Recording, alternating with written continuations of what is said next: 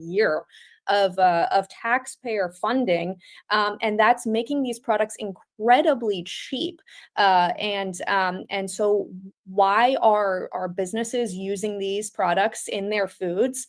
It is because they're cheap. So yes, we can look at the businesses and say, hey, maybe we should be putting more healthy, wholesome ingredients into our food. Sure, that's fine. And I think that we can look at that from sort of the private perspective of citizens saying, hey, we recognize that these things are not good for us. But the government needs to look to itself first and foremost, and end some of the outrageous subsidies that are propping these industries up and making these products so incredibly cheap. We also have a similar situation with sugar in the US being subsidized heavily as well. So, we are not talking about a free market entirely, because we've got the scales being tipped by the government. I mean, if we were to scale back or end these subsidies for these particular or their industries, these particular products, I mean, what are some possible or probable outcomes when it comes to the food? Because if there's a market for healthier food, I would think somebody would identify how to meet that, and we would have a healthier food supply. Yeah, I think that's absolutely right. I mean, you go back to decades past, we weren't using these products primarily in our food. And by the way, I do want to point out we're not just talking about your chips and your candy and your soda. We're talking about things like infant formula, where some of the top ingredients that go into baby formula that we're feeding children from their first days of life. The top ingredients are corn syrup and soy. And we see those adverse outcomes down the road. We have 1 in 5 children in the United States who are obese, and there is research that directly makes the connection between eating these ultra processed foods and having these poor health outcomes. Obviously, obesity leads to a whole host of different health issues later on. Heart disease, certain types of cancers, even depression and anxiety, which have become kind of a hot topic in the past few years as well. So I do think that we would open up the market for better ingredients in our foods, better ingredients for our children. And I think that there is public pressure right now to see those changes be made. And what we're saying is, hey, let's look first to the federal government and say, stop propping up these industries. You weren't doing it to this degree 35 or so years ago with these particular industries, and the reason that we're doing that now, we can get into that. There's a lot of lobbying that's taken place, certainly, but it's hard to sort of entirely roll back all these subsidies. They're so entrenched. Some of this stuff goes back really, really far. So to the original Farm Bill over 100 years ago. But we could at least look at ways to maybe shift some of these subsidies towards more wholesome, satiating foods. And you have a whole host of other impacts that come from this as well, in terms of the environment and the impact on our soil, our water quality. I mean, it's just really, you could go down a lot of different rabbit holes about how negative these subsidies are for our health, for our environment, for our culture. Yeah, so we're visiting with Caroline Melear from the R Street Institute, and we got a few minutes left here, Caroline. And I think that's the crucial part of the discussion. And right now we're talking about the subsidies for these ultra processed foods, as you mentioned in your analysis. But the bigger picture is, especially in an era of trying to cut back government and everything that's going on with Doge and all the others, is that people are now looking to government, and Robert F. Kennedy Jr. is leading those who are saying, government, do something, regulate, stop them, punish them, whatever. But the rest of the conversation is, before we say government, do something, we're saying, let's look around and see if there's a statement to be said, government, stop doing something, government, stop creating part of the problem, or at least the environment that encourages the problem. So is there a true free market solution, if that can be brought in, or is it a matter of, if we're going to have government tipping the scales, then we need to be smarter about it? Because honestly, the approach that RFK Jr. has taken, in my opinion, and you can say it's good or bad, is just authoritarian. And I don't know that I think a lot of people want government micromanaging which ingredients you have in your food. You can buy whatever food you want or not buy it. Yeah, I think that's exactly right. I certainly don't want to see any micromanagement of ingredients, and our belief is in at our Street Institute is in small government, limited effective government. We don't have any of that happening in our farm subsidy policy. We have big ineffective government, and so yeah, let's not consider all the unintended consequences that I've already mentioned from these policies. What additional unintended consequences are going to be created by putting mandates on private business? Well, certainly there's many that we could get into. So no, we don't want to see mandates on private business. We want to see the federal government actually get its hand off the scale to a significant degree, and let the free market truly work. And like I said, we have public opinion that has really shifted on this issue. I really think personally in the past 5 or so years with COVID, public opinion on health and wellness shifted quite a bit. So you have a public pressure campaign that is actively going on. We have an excellent time. This is a really wonderful time that we might actually be able to get some really good reforms through. But let's focus that first and foremost on what our federal government is actually doing to make the situation worse. And the way we see it is that is absolutely step one. You take away the subsidies that are propping up these businesses that are, and by the way, as an aside, we're not talking about, your mom and pop farmer who's making a little bit of money. We're talking about massive agribusinesses that are making billions of dollars of profits, who are additionally getting significant money from taxpayers. So let's start there and let the free market dictate, what crops are most beneficial. And between the public pressure, I think we could see better, more wholesome ingredients in our foods, and even maybe a reduction in the amount of processed foods that we have. I mean, we have so many, partially because they're so cheap to produce. Yeah. All right. The article is called End Farm Subsidies for Ultra Processed Foods. We find that in your work where, Caroline? You can find that at our website. That is rstreet.org. We have a few other pieces as well. If you're interested in a deeper dive on the crop insurance program, we have a study that we put out a couple years ago. And we also have one on the environmental impacts if you're interested in taking a look at that as well. All right, great. Caroline, thank you so much. And for drawing attention to the other part of the discussion that's getting left out on the social media arguments. Thank you so much, Mike. Yeah, absolutely. All right. I am so glad that Caroline wrote that article. Once again, rstreet.org, End Farm Subsidies for Ultra Processed Foods. Because if there is a massive demand for healthier foods, we're going to get it if we are closer to a free market. But as they pointed out, we are subsidizing sugar. We're subsidizing corn syrup. We're subsidizing the soy. We're subsidizing all these to the point that we have made it almost impossible to not use them and undercut the prices. Now, that doesn't make all of these companies that make all the processed foods the good guys. They could go for a healthier market, but why would they when they're essentially getting a free ride from the government? The problem is with the government to start with. I just still don't believe we need an authoritarian approach from the incoming Trump administration in order to make this problem better or make it a healthier food supply. We can do that through the market. And I like what Caroline had to say that says that means getting government out of it more. Agree? Disagree? Let's talk about it. 314-912-1019. This is 1019 and 94.1 News Talk STL.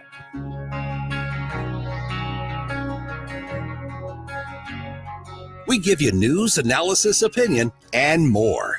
Only on News Talk STL. Get up, St. Louis. It's Mike Ferguson in the morning.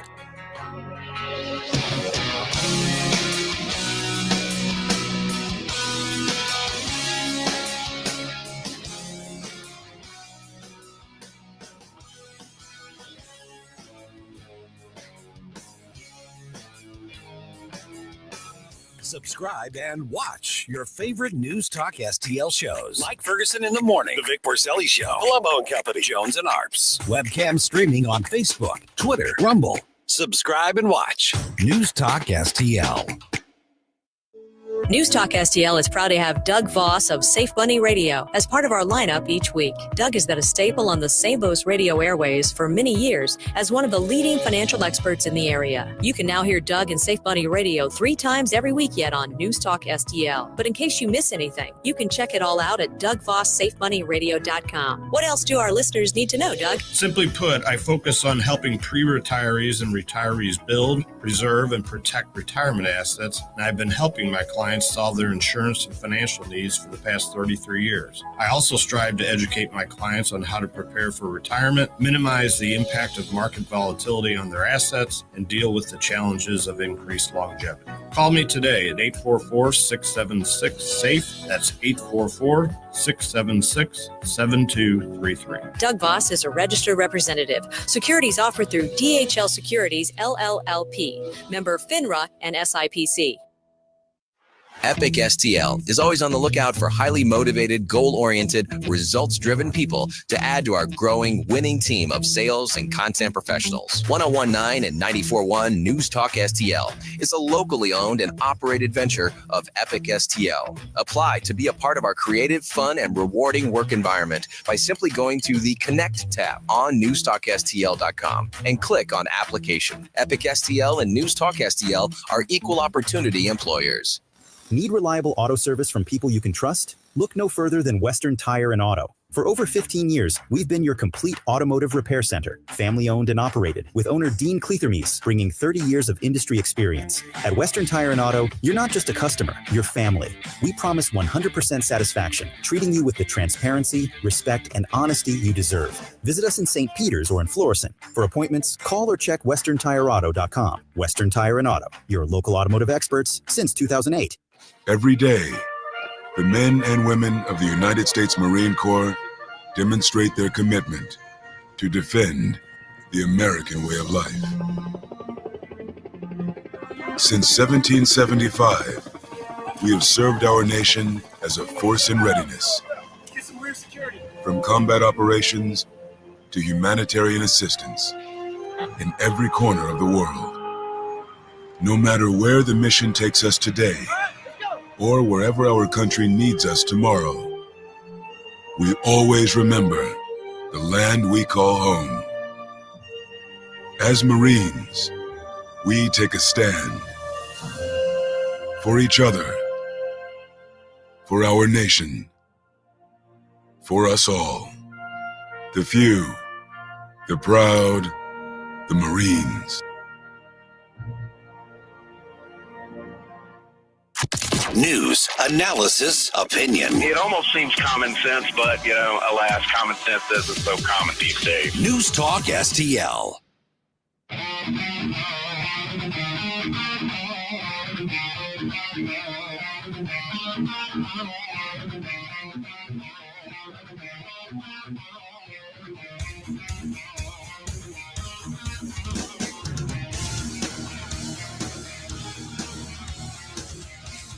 Hi, it's Randy Tobler here.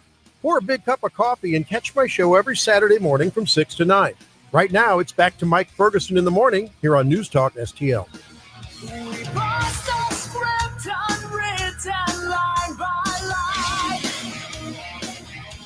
All right, we're seeing the legal drama unfold in the headlines. You get the feeling that we're basically looking at a future script of Law and Order. Yeah, it does kind of feel that way. Yeah. Ripped from the headlines. Yeah. We'll get the update here on what's happening with this. With Luigi, with the suspected. I mean, everybody's like, well, that's the guy that shot him. Probably is, but he hasn't been actually convicted of anything. So I want to be proper in how we look at that. Got to be legal. Yes. Well, I mean, I can accuse him because it looks like that's the guy, but we also need to make sure that we respect the process. Otherwise, we cheapen the conviction when the guy is convicted and tossed in a cell to rot. Mm-hmm. Although his family, they're multimillionaires. Maybe he won't be. We'll find out. By the way, we've got something new that's fun happening right now. News Talk STL wants to fill your stockings with great gifts this Christmas with our Stocking Stuffer giveaway.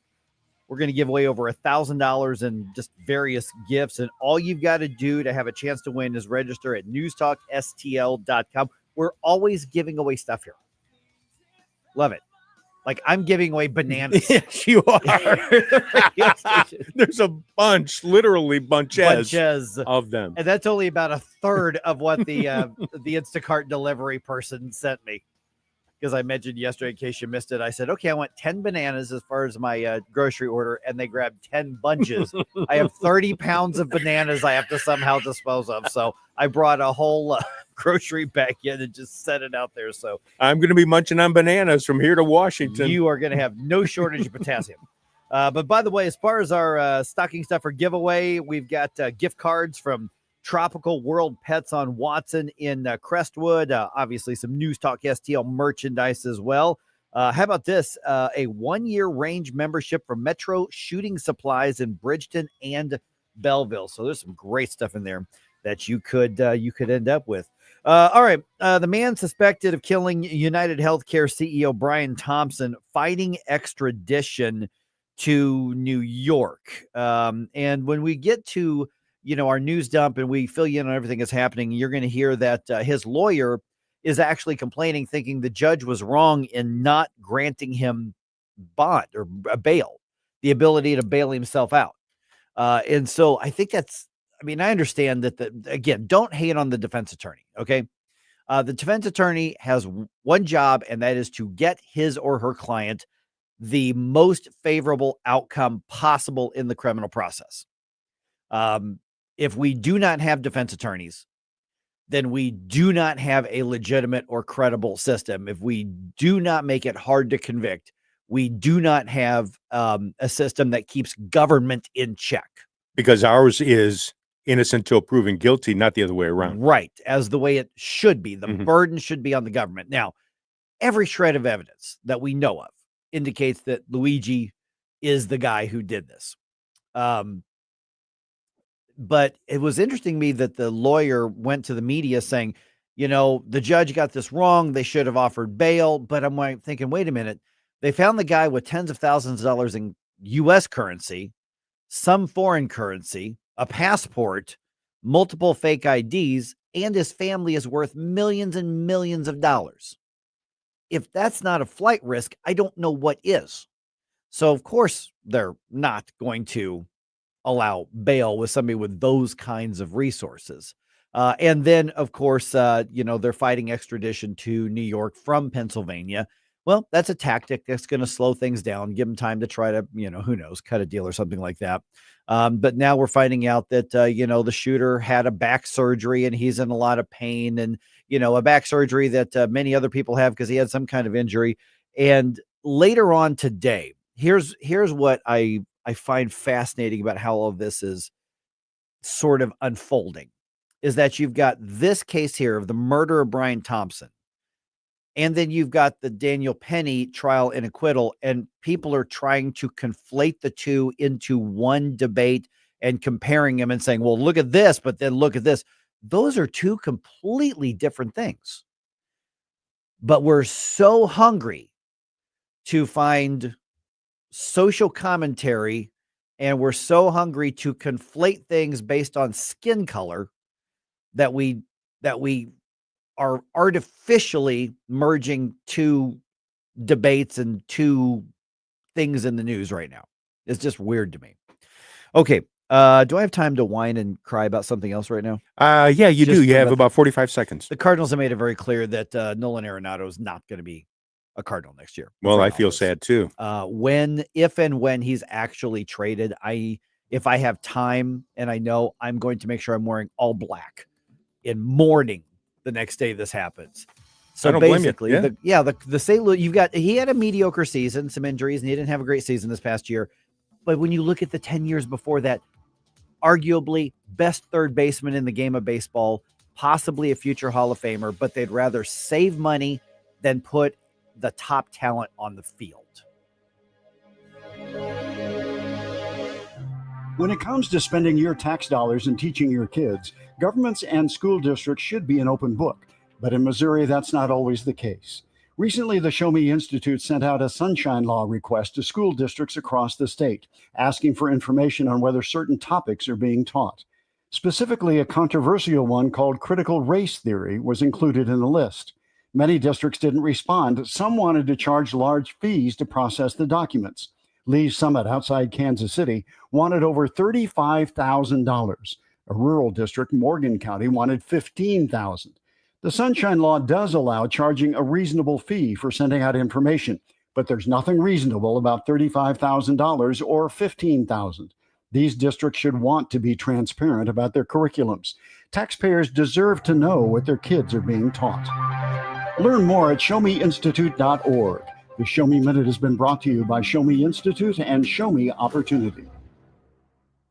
Attention, fellow conservative investors. What does the name Reagan mean to you? It stands for being the ultimate conservative. It also stands for the Reagan Gold Group. Do you see storm clouds approaching? The stock market hates uncertainty, and there are plenty of reasons to be concerned. High inflation, unstable debt, and economic uncertainty are just a few. You have car insurance, homeowners insurance, and life insurance. But do you have insurance for your retirement savings and your 401k? We urge all fellow conservative investors to learn about the one asset that could help ensure your nest egg doesn't crack under economic pressure. GOLD, gold. Call the one name any conservative investor needs to know about. Reagan Gold Group. 800-251-7963. 800-251-7963. 800-251-7963. That's 800-251-7963. KLGY HD3 Clayton, K270BW Belfast, KNVS Bowling Green. This is News Talk STL at 1019, 94.1, and always streaming at newstalkstl.com. News this hour from townhall.com. I'm Greg Clugston in Washington. Firefighters in Southern California have yet to contain much of the Franklin fire that's burning west of Los Angeles. City of Malibu spokesman Matt Meyerhoff says it's too soon to know the extent of the damage. We don't yet have any confirmation on exact levels of damage or total destruction of homes or other structures. We just don't know that. But it is certain that some number of homes are definitely going to be badly damaged. Audio courtesy of ABC 7 Los Angeles. Some 20,000 residents have evacuated their homes. The man accused of killing United Healthcare's CEO had to be restrained by sheriff officials as he entered a Pennsylvania courtroom. We need to do it, and it's completely out of touch. And it's the intelligence of the American people, it's lived experience. At a brief hearing yesterday, Luigi Mangioni's defense lawyer said his client objects to being extradited to New York for trial. He was denied bail after prosecutors said the 26-year-old suspect was too dangerous to be released. President-elect Trump is promising expedited federal permits for energy projects and other construction worth more than $1 billion. But the idea is likely to run into regulatory and legislative hurdles, including a landmark law that requires federal agencies to consider the environmental impact before deciding on major projects. The latest consumer price index will be released later this morning. Even if there's a mild increase in inflation, many analysts don't think it will be enough to discourage the Federal Reserve from cutting its key interest rate next week. A check on Dow futures, which are down 33 points this morning. NASDAQ futures are up by 41. More at townhall.com. Anyone with everyday aches and pains, I've got a question. What are you missing out on? Probably a lot. So let me tell you about Relief Factor.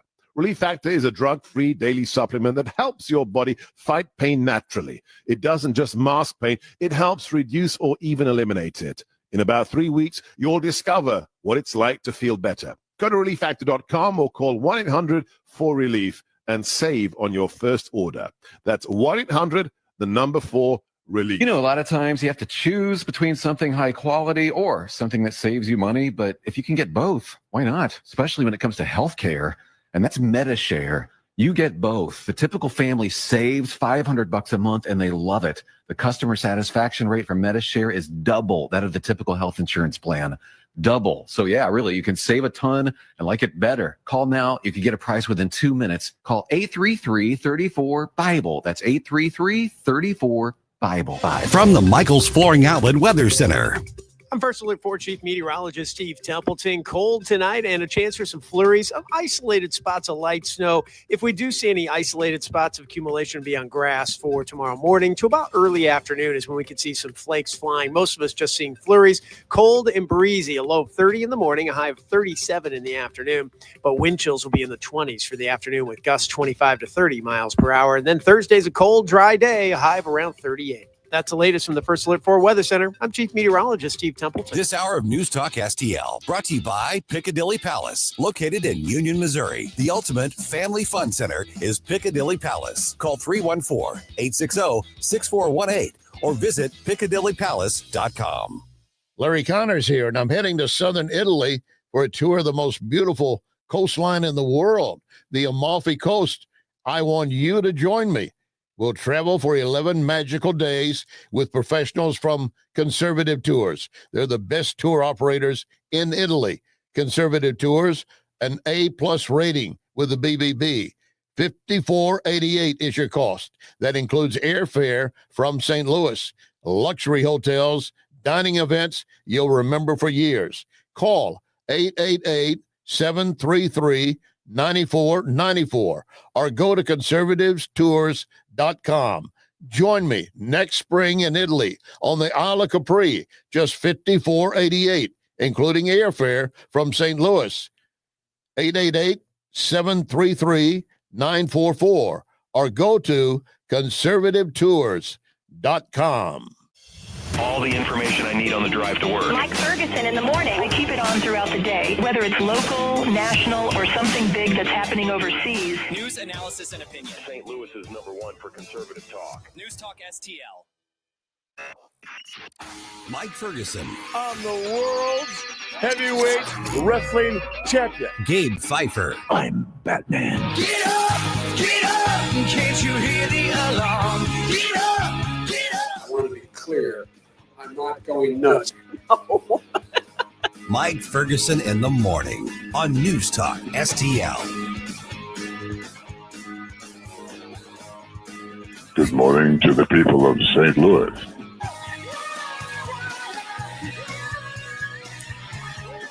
All right, so here's one of those let's talk about how to talk about it kind of things, right? Okay. So what is it that's gripped so many people about these two non-political stories in the news? And I mean, some people are making them political, obviously. Daniel Penny's plight, and then the murder of Brian Thompson. Right. So at 6:20, I want to kind of explore that a little bit. Okay. As Yeah. well. I think there's a lot going on. Also, let's see here. What's happening? Sam Page just can't seem to help himself. He's starting another political fight that he's probably going to lose. Daniel Penny says no regrets about what happened. And the Cardinals indicate they'd rather cut costs than keep top talent on the field. Let's dump some news on you. Successful dump. Wake up, America. It all worked out. You know, I mean, they got all the news. The morning news dump. I mean, the world's going to hell in a handbasket, but I'm about to complain about Nolan Arenado. Yeah, you're really hot about that one. I am. I'm mad. All right, here we go again. St. Louis County Executive Sam Page versus the County Council. Yeah, Page is trying to have Court Van Ostrin approved as the next county prosecutor, even though the job is still filled by Wesley Bell. There literally is not a job opening as of right now. Right. At issue is whether an appointment can be made before Bell resigns to take his seat in Congress in January.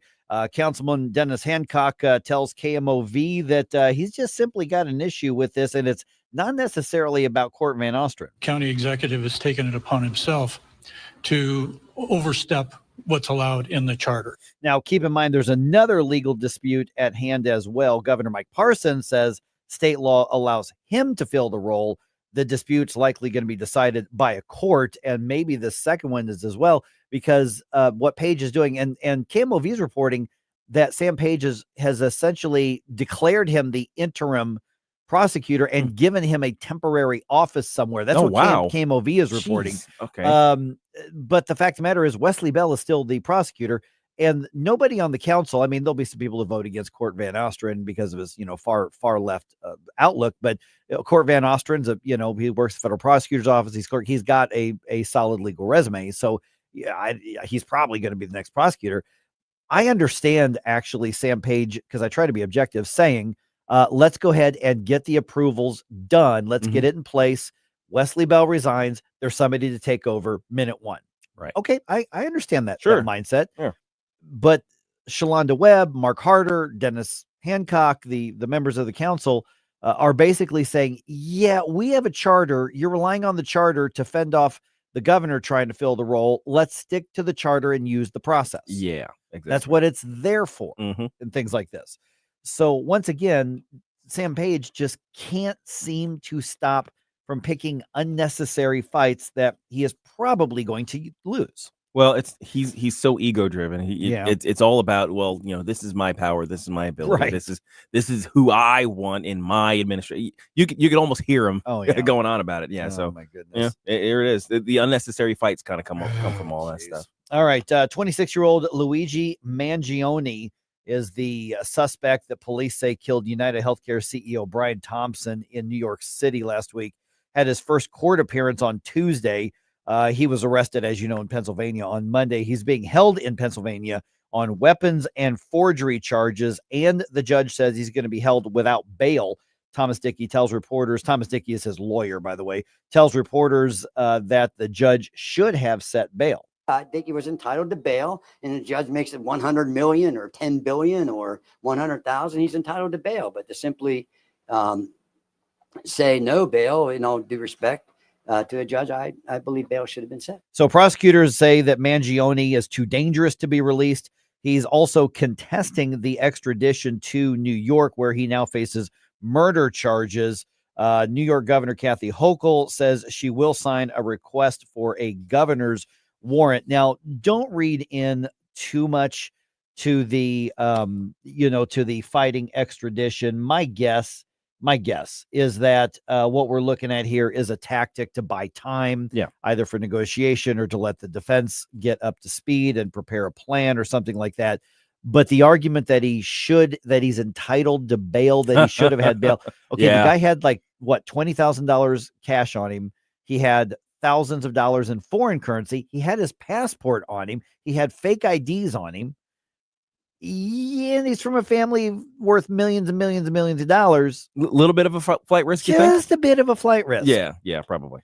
Do you get the feeling, and I'm going to talk about this at 6:20, that we're looking at a future script of Law and Order? Oh gosh, yeah. It's already written. Yeah. They're just looking at principal photography at this point. Yeah, exactly.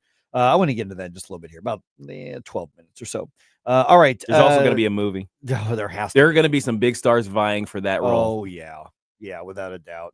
All right. Daniel Penny celebrating the not guilty verdict in New York City.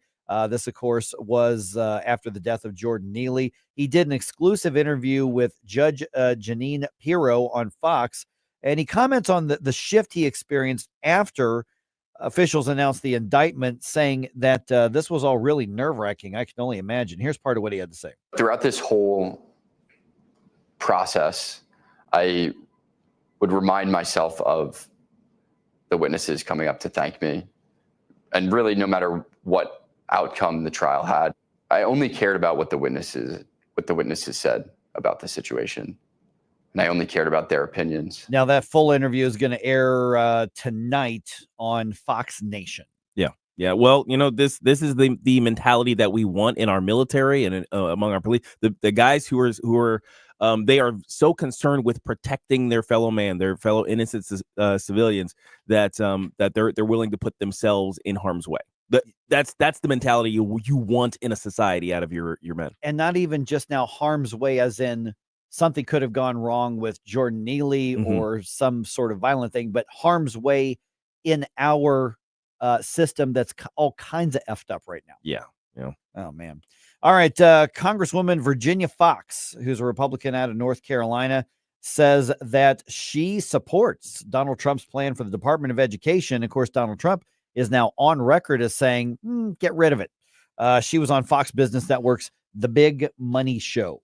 Well, there doesn't need to be any oversight per se at the federal level if we turn everything back to the states and the localities. So the best thing to do is to get the federal government out of it. Now, just a little history note here. The Department of Education was formed during the Jimmy Carter administration, and it was a lot of that was a repayment for a campaign promise to the National Education Association. So it literally a lot of it. Now, first of all, I'm older than the Department of Education. Yeah, same. And secondly, you literally have an entire cabinet department that was created as a gimme to the left-wing teachers unions. Yeah, seriously. That's the point of it. If you've ever wondered, it's like, why are we spending so much on education? Or if you're coming from the other side, it's like, why is education so expensive? Yeah.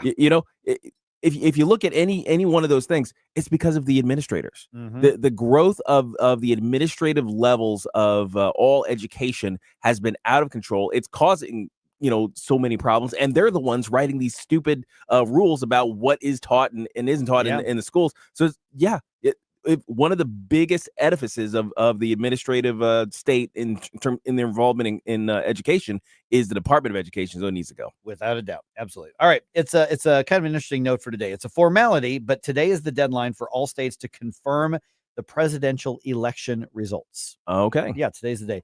The process due today is called a certificate of ascertainment, and it includes the names of the presidential electors who will then cast the votes in the Electoral College to formally elect Donald Trump president of the United States. Has California finished?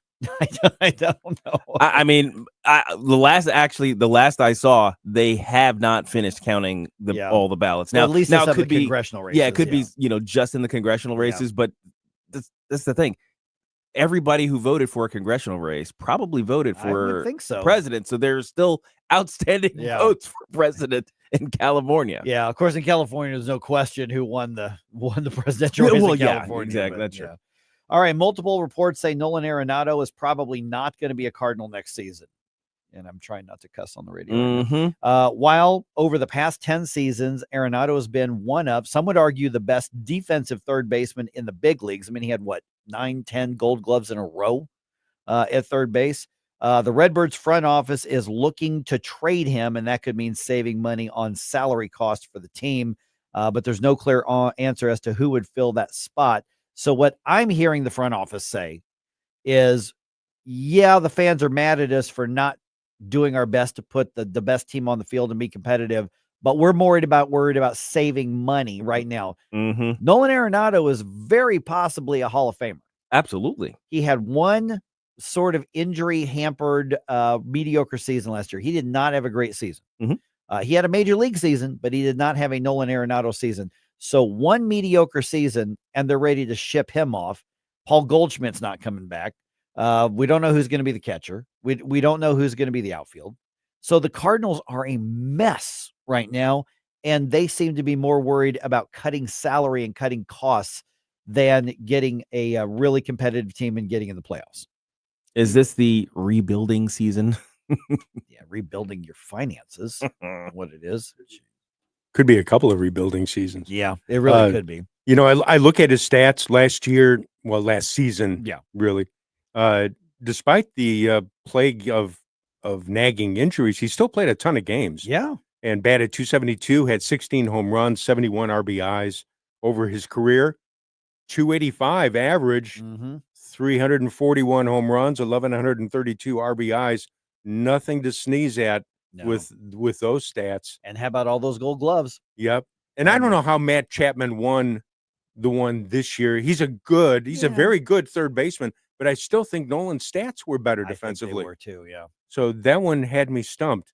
I hate to delve into the weeds on something like this, but I'm wondering, and I haven't followed it closely, are they looking at Jordan Walker possibly taking third base? He was that's what he an was. Infielder. I mean, they put him in the outfield where he was not ever an outfielder. And then we wonder why he struggled out there. They have mismanaged Jordan Walker from the beginning. This kid's got all of the potential in the world, and the Cardinals are doing everything they can to screw up this kid's career. Sadly, yes. Yeah, it really is.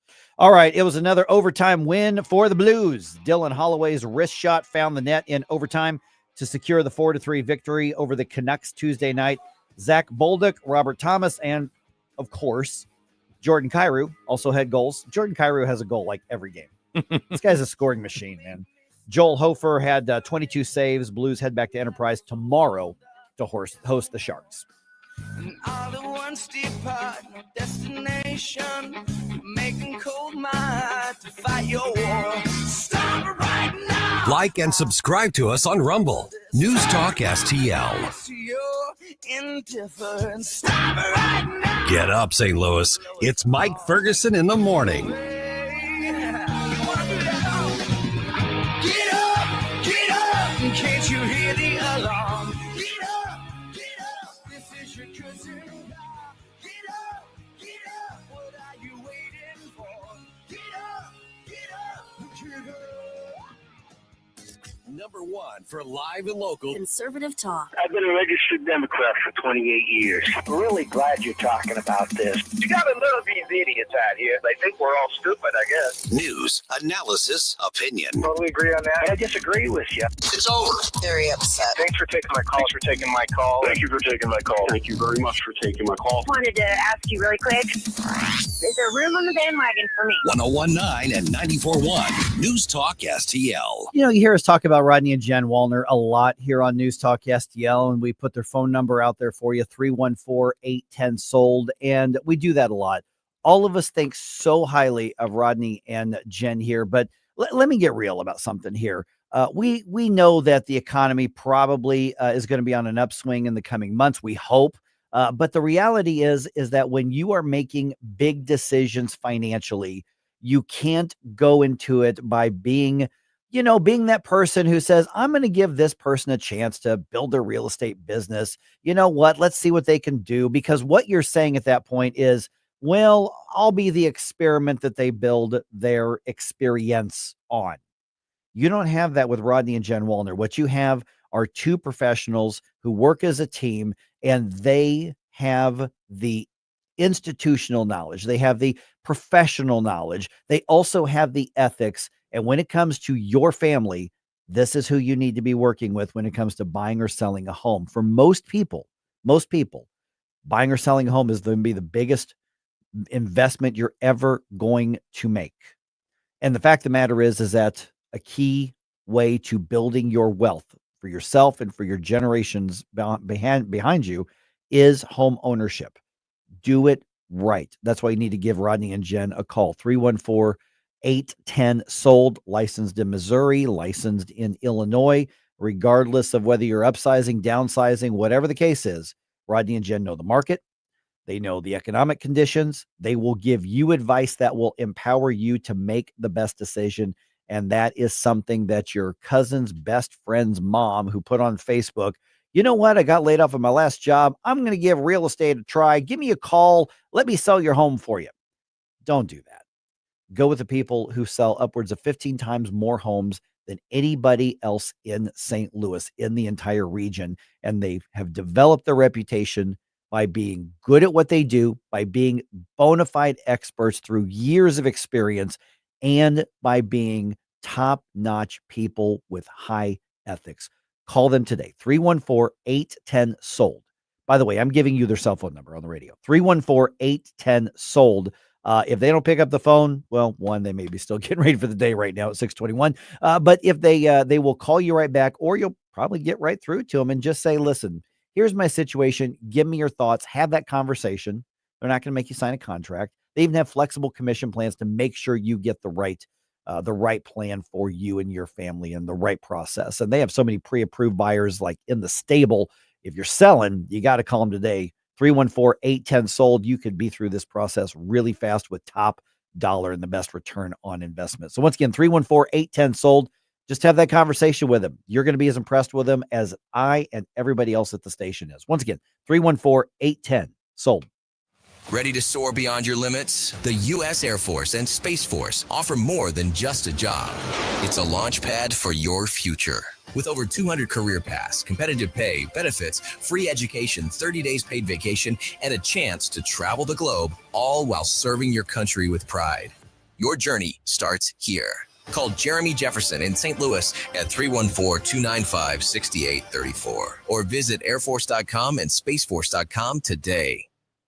Dive into adventure with Great American Divers. We're your local veteran-owned scuba center offering PADI certification courses, equipment repairs, and dive travel opportunities. From beginners to experts, we got you covered. Kids can join our SEAL Team classes, and we even host pool parties. Our experienced staff is passionate about teaching, and we're the only center in the area with our own indoor heated pool. Great American Divers on Central School Road in St. Charles. Visit greatamericandivers.com. Great American Divers, where adventure runs deep.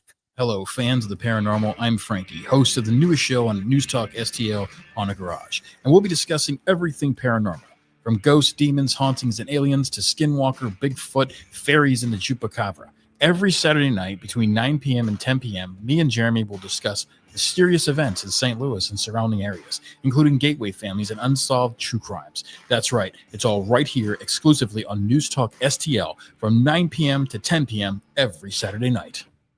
This hour of Mike Ferguson in the Morning is brought to you by Stifel. Request a portfolio review from your Stifel financial advisor at stifel.com. That's STIFEL.com.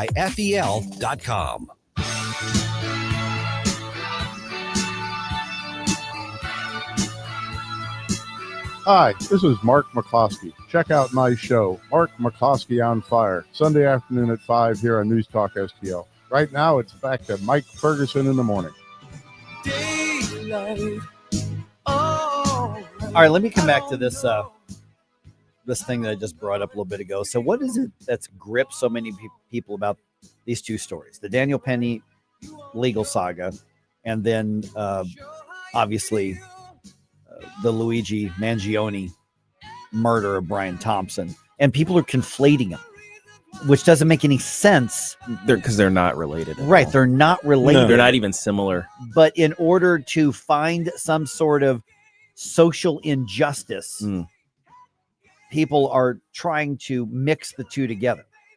And the only thing they have in common is the sagas went parallel time-wise, and they're both in New York. I guess another parallel is that essentially both of them have become Rorschach tests for your politics. Yeah, exactly. And those are the things that make no sense about this. Yeah. But it's gripping everybody. All right, 625 right now. So let's talk about like how we talk about it. Okay.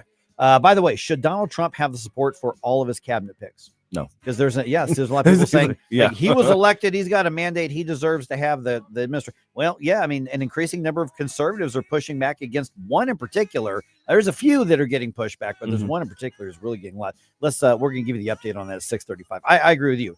There is a reason that there is consent in the Senate as well. So this is should there politically be deference overall? Yeah, but there's got to be limits to that. So 635, we'll get the update on that. Okay, so logically, the murder of Brian Thompson and the trial, the acquittal of Daniel Penny should have nothing to do with each other. I mean, two different cases, two different circumstances, but people are conflating them in the whole political social justice warrior-y mindset, and it is lowering the intellect of our discussion. I mean, I don't mind having a beer with the guys after a game or having, a nice, good quality scotch or something like that on occasion. I really don't drink very much. I don't do drugs. I don't make a habit of slamming my head into a doorway.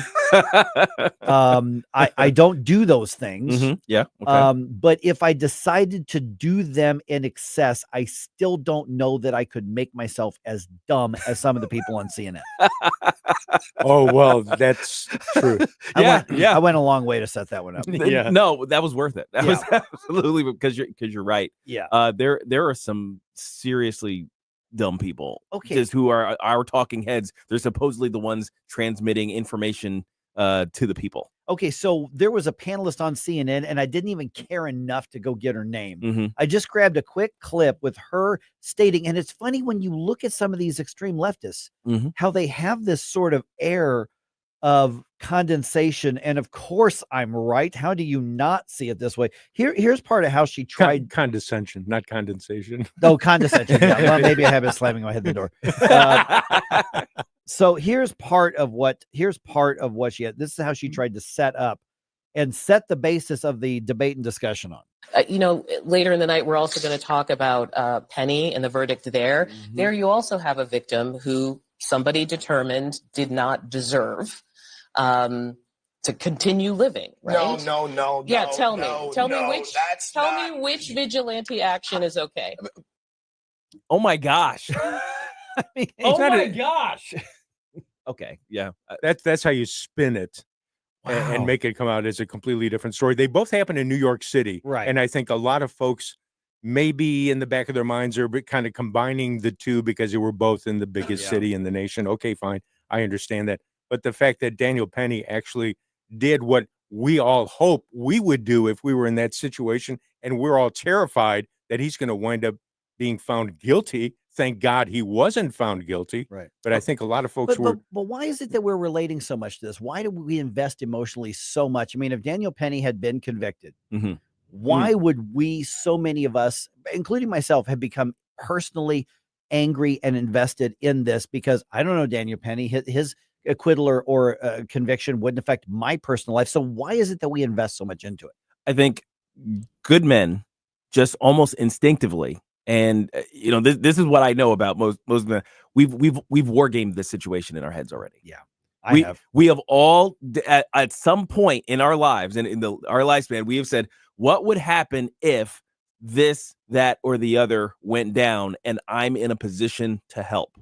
And we've all kind of been there in our minds. And we would think, like you said, Stel, that if we were Daniel Penny in that situation, we're sitting next to some terrified people and they're like, oh my gosh, what's going to happen? because he just got into the car saying, I'm going to kill somebody. The first thing Somebody's out of going to that die guy's today. The first thing out of that guy's mouth is a death threat upon everybody who's in there. And Daniel Penny's sitting next to, I think it was a black lady, and he can feel her terror. And we've all kind of imagined that sort of situation happen. So the thing is, when somebody says that was wrong, your natural masculine good man instincts are wrong. That's what they're saying in this society. Right. It makes you not believe that you live in a actual society worth living in at that point. It's like, what kind of world am I living in when my good impulses are now deemed illegal? Okay, so let me say something very politically incorrect. Okay. Possibly from the women's perspective. Had he been convicted, if he gets a massive judgment against him in the civil lawsuit that's coming, are we telling women, we're not going to protect you? Yes. You're on your own. Yes, absolutely. Yeah. That is what the society is saying. And there's also the underlying justice.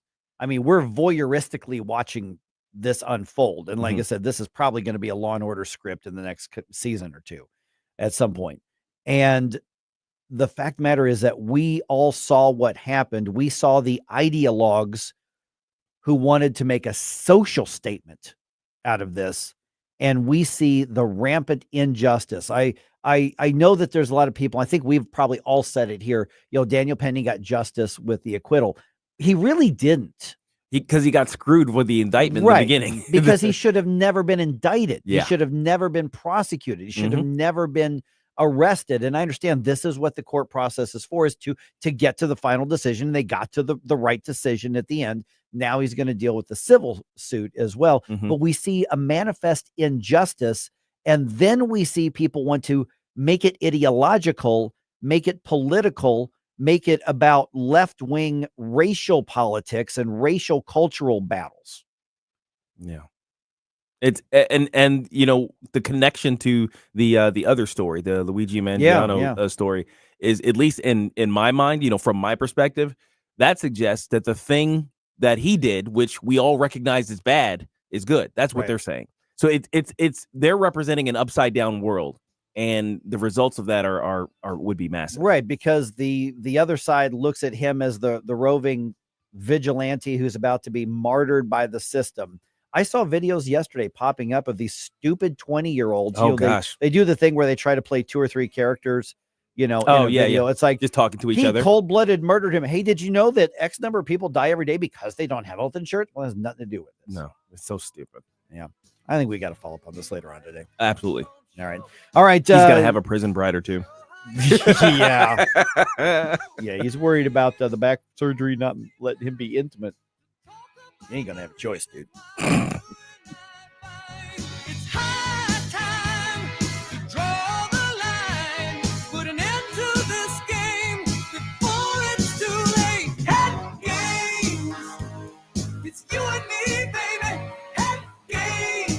up, St. Louis? It's Mike Ferguson in the morning. The Vic Porcelli Show. Wednesday at 9:05, the king of conservative talk radio, Jamie Allman, who nailed the Electoral College on election night. For real this time, Jim. For real? Mike, for real this time? Yeah. For real this time. Weekday mornings at 9 on News Talk STL. From the Michaels Flooring Outlet Weather Center.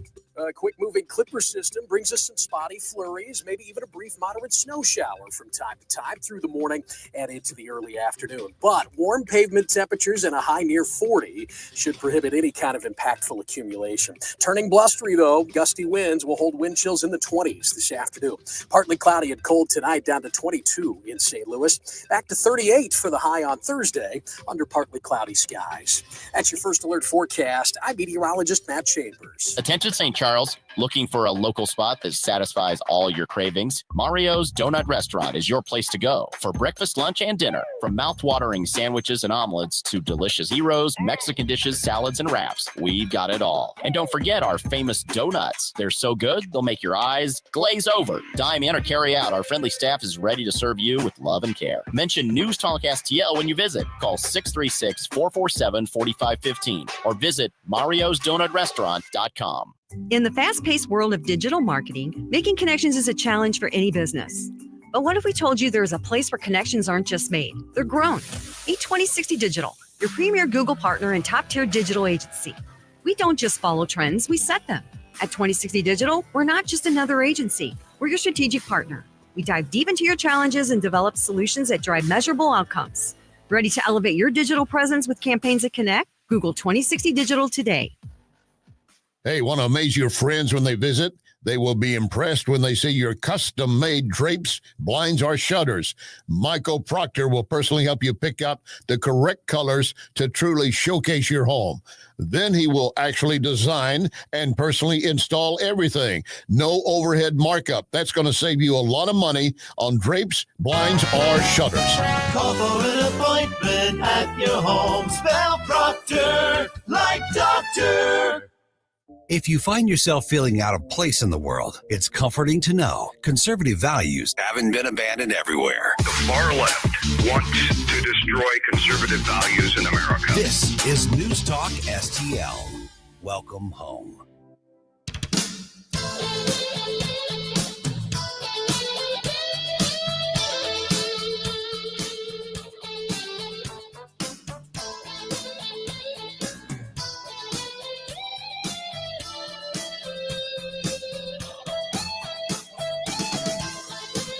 Hey everyone, this is State Senator Nick Schroer. I am the host of Stand and Fight every Sunday night. Right now, let's hear more of Mike Ferguson, The Morning Show, here on News Talk STL. Just had somebody ask on a Rumble, hey, are you taking those 80s bump music requests for Flashback Friday already? Yes. Why, yes, we are. Yes, we are. Bring Indeed. them on. All right, some of Donald Trump's picks for his administration have a lot of people excited.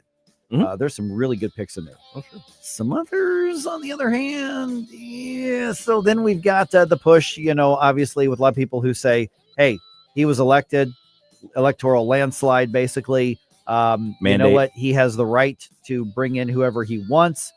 Just give him all of his picks. And then the other side of the question is, but wait a minute, we do have some checks and balances on this. Should he be allowed to just pick anybody, even if we go, hey, there's a problem with that one, and not make it through? I mean, overall, it's not common for an incoming president's nominees to get bounced. Right. But by their own party. And we've seen a couple it's happened, but changes, it's not one common, of them. And the one who pulled himself out of it. Matt Gaetz. No, the other one. The DEA administrator. Yeah. Oh, thank God. Yes. Did. That we were, a lot of us conservatives ready to go on the warpath against that guy. Exactly. Yeah. Oh yeah. And there was one addition the other day, which I was excited about. Harmeet Dillon got added to Civil Rights Division. She's going to be Deputy Attorney General over Civil Rights, I think it is. That's it. Something like that. Yeah. All right. Don't forget News Talk STL's podcast, our on-demand listening. That's where it's at, man. I'm telling you, we are building a podcast podcast Empire. Empire. Get in on the ground floor. But We'll seriously, rule your ears. Yes. But for instance, all these discussions like this one we're about to have with Sean Higgins from the Competitive Enterprise Institute, when you hear people debate this is the information you want to get in front of them, and just click and send them this conversation. And Sean, good talking to you again right here. So what we've got here is the choice for labor secretary. And this is Congresswoman Lori Chavez-DeRemer. I'm probably saying that wrong, but she's actually, in theory, a Republican out of the conservative bastion of Oregon. And, a lot of conservatives are basically looking at President-elect Trump going, what the heck, dude, on this. And it's interesting because just a week or two ago, before he made his announcement, Mark Mix from National Right to Work was on the show, and he goes, hey, we're hearing this is going to be the pick. We need to get the word out. This is a terrible pick. We don't want this person. And Donald Trump nominates her anyway. Picks her. He's going to nominate her once he's sworn in, obviously. So what are the problems with this particular pick for labor secretary that he's selected here? I mean, why is it the conservatives? Why is it the free marketeers should have some hesitancy enough to push back against the president-elect? It's a sort of two-part problem. I mean, the first basic part is she's just not qualified for the job. She served a single term in Congress. She was on the Education and Workforce Committee, but again, she was only there for 2 years.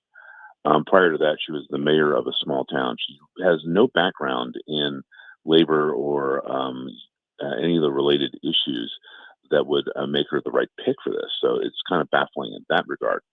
The reason why she was picked is because she was promoted by Sean O'Brien, the president of the Teamsters. And the reason why he picked her was because she has co-sponsored various pieces of legislation that are basically aimed at boosting union numbers, both in the public and the private sector. The most notorious one being the PRO Act, which would eliminate all right to work laws, among various other things. I mean, these pieces of legislation are usually promoted as being pro-union, pro-worker things, but what they really are is a series of legislation that give these union leaders basically more power to force workers to fall in line and sign up and join unions, which is what the leaders want. And now, as a cabinet secretary, she won't be able to actually push this through. Congress would have to do it, but she could be a cheerleader for it. And that's why people like Mark Mixer and others are really very concerned about this pick. Morning, Sean. Gabe Pfeiffer here. Yeah, that was actually going to be my question. From I guess the supporters' standpoint, or even ostensibly conservative supporters' standpoint, there's like, well, because she's not involved in legislation creation in this position, that she's not as dangerous as her opponents suggest. It sounds like though her cheerleading from that department could actually cause some damage as well. The thing about DeRemer is she's almost a complete blank slate. I mean, she was not on anybody's radar. She was not well known by anybody. And it's possible, she's got more going on than we know, but we won't know until and unless she's actually put there. And this is not the type of place where you want on-the-job training, or you want a whole lot of surprises in the term of the person, in the way of the person you pick. So yeah, it's inexplicable as anything other than a bone tossed to the Teamsters, and that's the reason why people are concerned about it. Yeah, I mean, that's what I was thinking. We're visiting with Sean Higgins from the Competitive Enterprise Institute because I want to get to, what are the policies that are going to be affected at this in the next couple of years, because that's huge as we're trying to, continue turning an economy around and getting it back where we need it to be for everybody. But why a Republican president-elect would be throwing a bone in such an important one to basically some of the most active, anti-free markets, left-wing activists out there is just kind of beyond a lot of people. And talk about how important it is that, yes, you give deference to the president-elect who just won in one big, but at the same time, why it's important to say, no, it's not a unilateral decision. There's a good reason we have this process of advise and consent. Well, that's precisely it. I mean, the president gets to make the picks, but the Senate has to, give the thumbs up or thumbs down, and that's the whole sort of democratic representative process. Just because he says this is the person he wants doesn't necessarily mean it's a good idea. No matter how big of a Trump supporter you are, even the hardcore one would have to say, well, he's made mistakes periodically, and he needs to be corrected to them. I mean, sometimes loyalty is not doing everything a person says; it's preventing a friend from doing something dumb. Yeah, absolutely. That's a great quote there, Sean. Is there anybody on your radar or we should be looking out for who would be a better pick? There's quite a few people. One person who was previously the deputy secretary, I believe, it was the second level position in the department, and who briefly served as acting secretary, was a guy by the name of Patrick Pizzella. And he was the one a lot of people assumed would be the pick, and were surprised that he wasn't.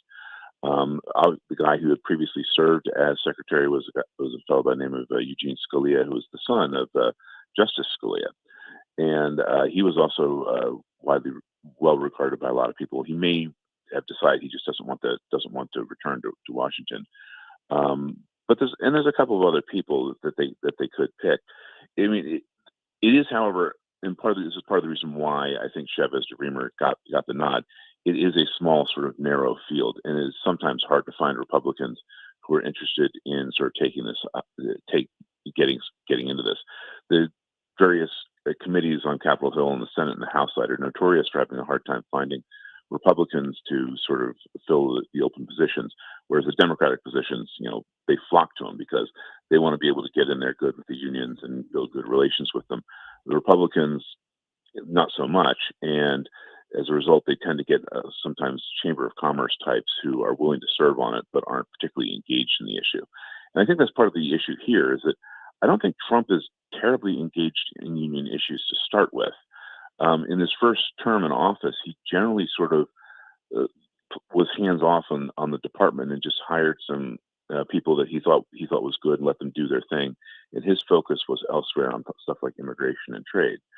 And I think that's part of the reason why we got the Chavez-DeRemer pick, was because Trump just wasn't paying a whole lot of attention, and she was a Republican, but she was acceptable to his buddy, the Teamster guy, who showed up at the convention and spoke and gave a good speech. So sure, why not? And I kind of assumed that the decision making wasn't much more deeper than that. Okay, Sean, just got a minute or so left here, but let's talk about why it matters. I mean, on one point, we've got the ideological differences, that those of us are more free market and those of us who are, suspicious of almost everything organized labor does policy wise. But what is it that the labor secretary will be able to influence in the coming year, 2 years, when it comes to actual policy that really matters to the rest of us? Well, I mean, the workforce is changing rapidly, and the nature of work is changing rapidly. Technology has changed a lot. I mean, we have this whole rise of this thing called the gig-based economy and the app-based work, where people are sort of coming up with new work, arrangements with their employers. People are deciding they're willing to work for maybe a little less money if they have a much more flexible schedule, or if they're allowed to do stuff from home, or that type of stuff. And we need a secretary that's able to sort of promulgate rules and understand these changes and affect it in that decision. And one who's able to do it from an objective standpoint, is not trying to please unions who often are opposed to these type of changes because they disrupt the way they do business. All right, Sean. And of course, you've already written about this at CEI.org. We've tagged you on social media as well. But any other ways for people to track what you're doing, or those two the best ways? Those are the best ways. Just keep an eye out and just follow the news. Yep, exactly. Hey, appreciate you coming on, Sean, because, obviously there's a lot of sort of tribalism that's happening right now that says, this is my guy, give him anything he wants. If you oppose him, then you're opposing his agenda. And that's not quite that simple. I love your line about sometimes loyalty means telling your friend, don't do that. That's a mistake. Sometimes you got to take the car keys away from your friend before he drives home when he shouldn't. Yeah, absolutely. So true. That's a it. great way to put it. All right, Sean, we'll talk to you again soon. Thanks so much. Thanks, Sean. Thank you. All right. Going to bring you up to date on what's happening around the country and around the area here, because we also have more conflicts that Sam Page is starting in St. Louis County. He needs a good friend like Sean. I wish somebody would take his car keys, the political car keys away from Sam Page. Yes, absolutely. Make the world a better place. And the thing is like he's like kind of sort of right about something, and he can't help himself but to foul it up. Sit down, Sam. You're drunk. Yes. Jeez. Like us on Facebook at News Talk STL.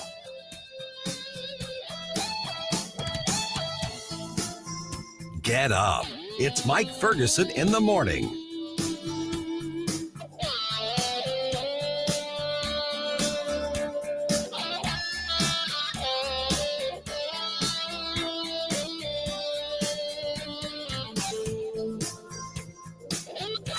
News, analysis, opinion. It almost seems common sense, but, alas, common sense isn't so common these days. News Talk STL.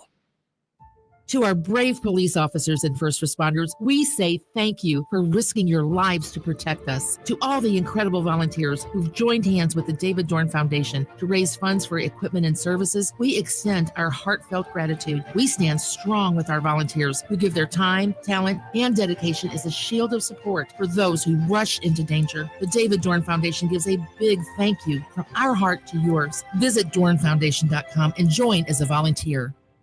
True story. I was with Jay Ackerman, and a waitress came up and began praising Ackerman Toyota. She was afraid she might need a new car, so she had gone to Ackerman and was told, you don't really need a new car, just new tires.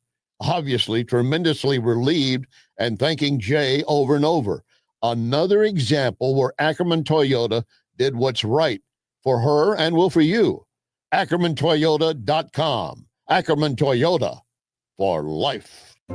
Jewels on Hampton and St. Louis Hills is paying some of the highest prices on gold, silver, diamonds, semi-precious colored stones, coins, flatware, and fine watches on site. Jewels on Hampton is a premier jeweler featuring Alvanza's jewel art designs with an exquisite selection of diamonds, semi-precious stone jewelry, and vintage watches. Their expert design team can restyle your jewelry to today's contemporary style. They also do jewelry and watch repair. Need extra cash? Jewels on Hampton is paying some of the highest prices on gold, silver, diamonds, semi-precious colored stones, coins, flatware, and fine watches. Bring in your collectibles and clocks and sports memorabilia and figurines too. Jewels on Hampton, 4506 Hampton, just 3 blocks south of Chippewa, and jewelsonhampton.com. Call them at 314-752-5000, 314-752-5000, and jewelsonhampton.com. Jewels on Hampton.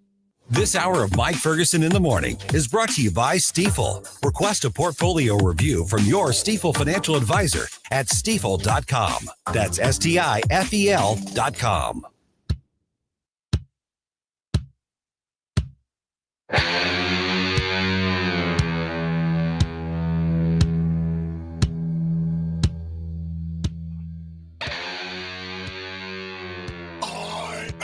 Santa Claus. Weren't expecting that, were you? I was not.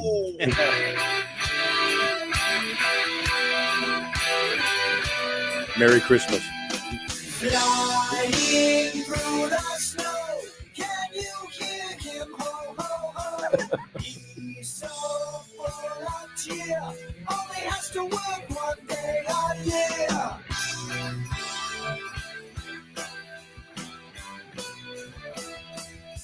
All right. By the way, there might be a few of those over the next.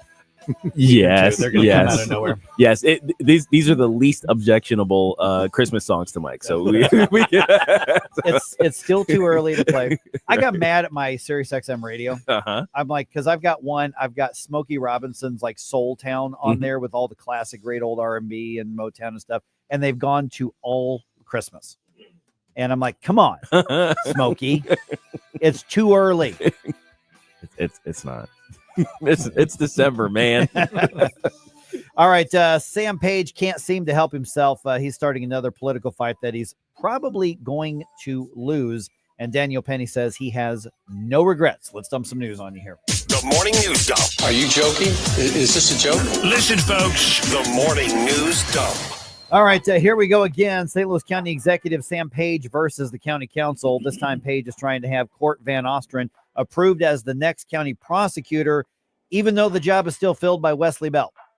At issue is whether an appointment can be made before Bell resigns to take his seat in Congress in January.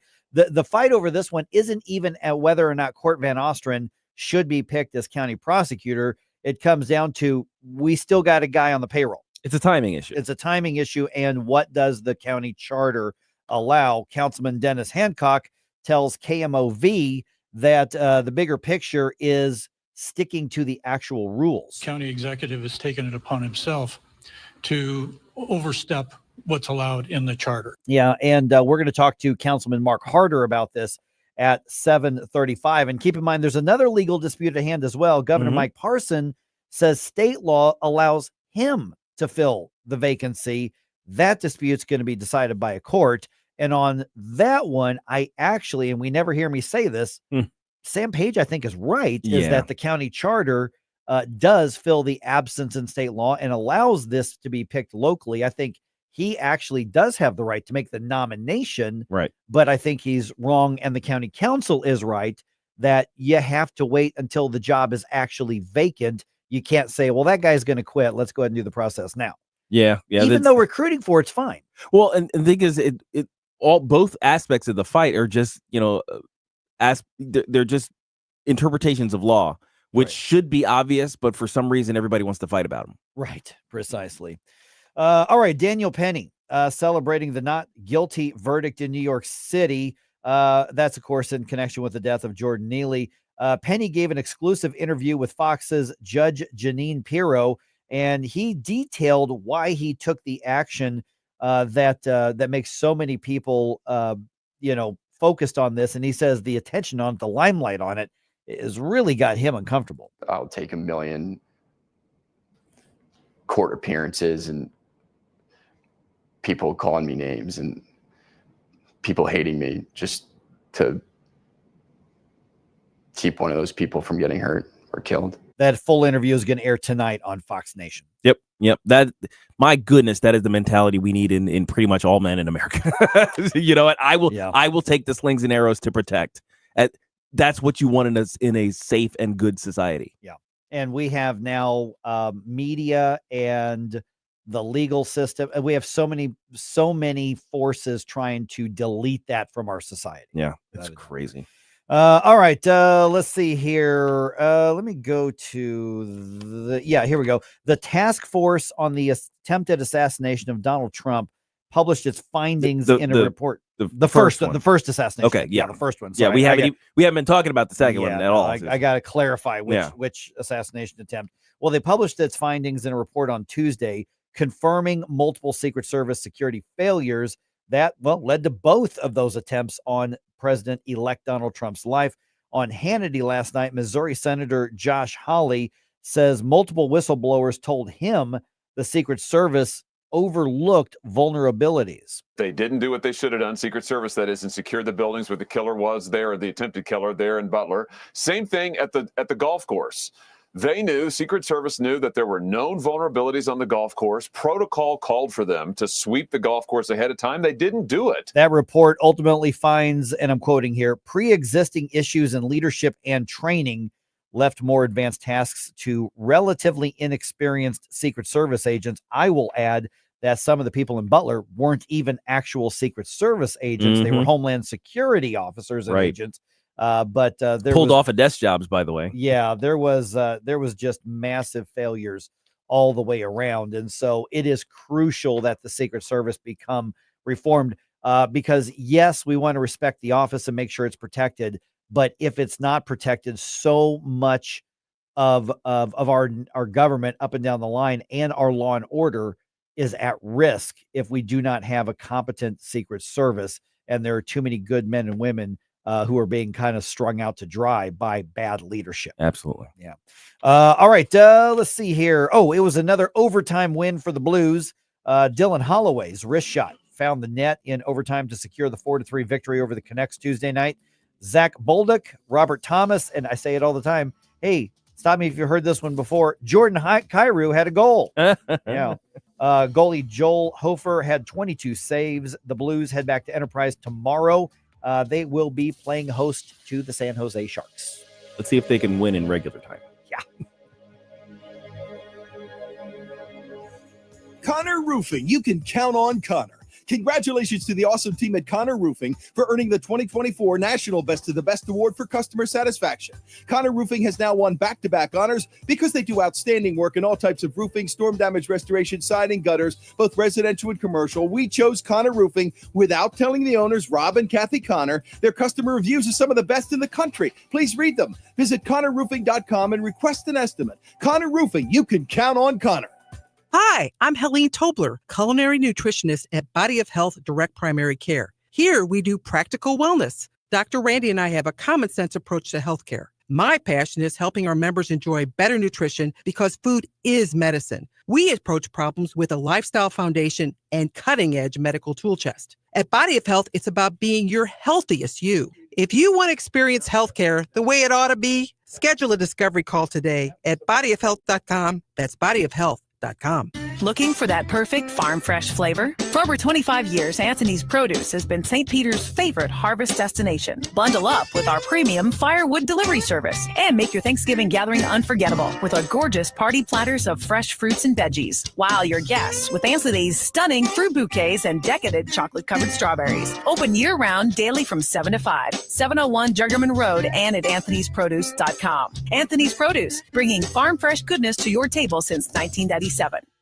Looking for a hardware store that treats you like family? Welcome to True Value Schneider's Hardware, your local gem in Old Town St. Peters. For over 100 years, we're proudly serve you St. Charles County, providing everything from lawn and garden supplies to plumbing and electrical. Need a bolt or fastener? We've got you covered. And don't forget, we're a steel dealership. Whether you need sales, parts, or service, ask for Charlie or Jerry when you come in. We're here to help. Call 636-278-4461 or visit us online at truevalue.com/Schneiders.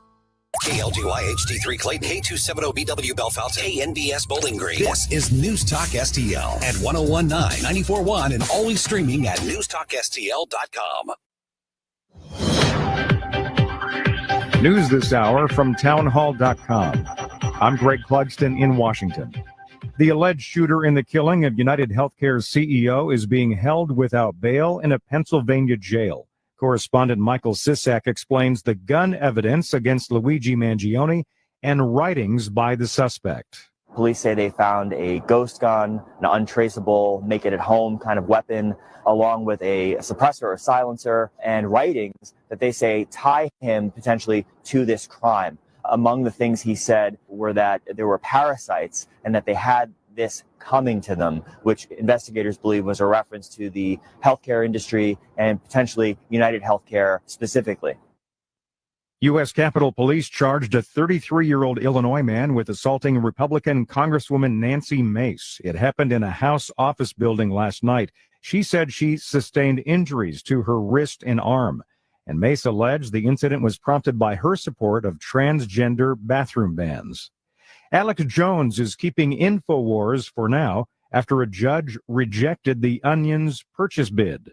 Federal bankruptcy judge Christopher Lopez cited problems with the auction process and said the outcome left a lot of money on the table for families of the Sandy Hook school shooting who stand to receive most of the proceeds. Judge Lopez left it up to the trustee who oversaw the auction to determine the next steps. The Onion, which had planned to relaunch InfoWars as a parody site, bid $1.75 million in cash plus other incentives, while a company that sells nutritional supplements in Jones's name offered $3.5 million. The decision means Jones can stay at his InfoWars headquarters in Austin, and Jones quickly went back on the air to applaud the judge's decision. I'm Jennifer King.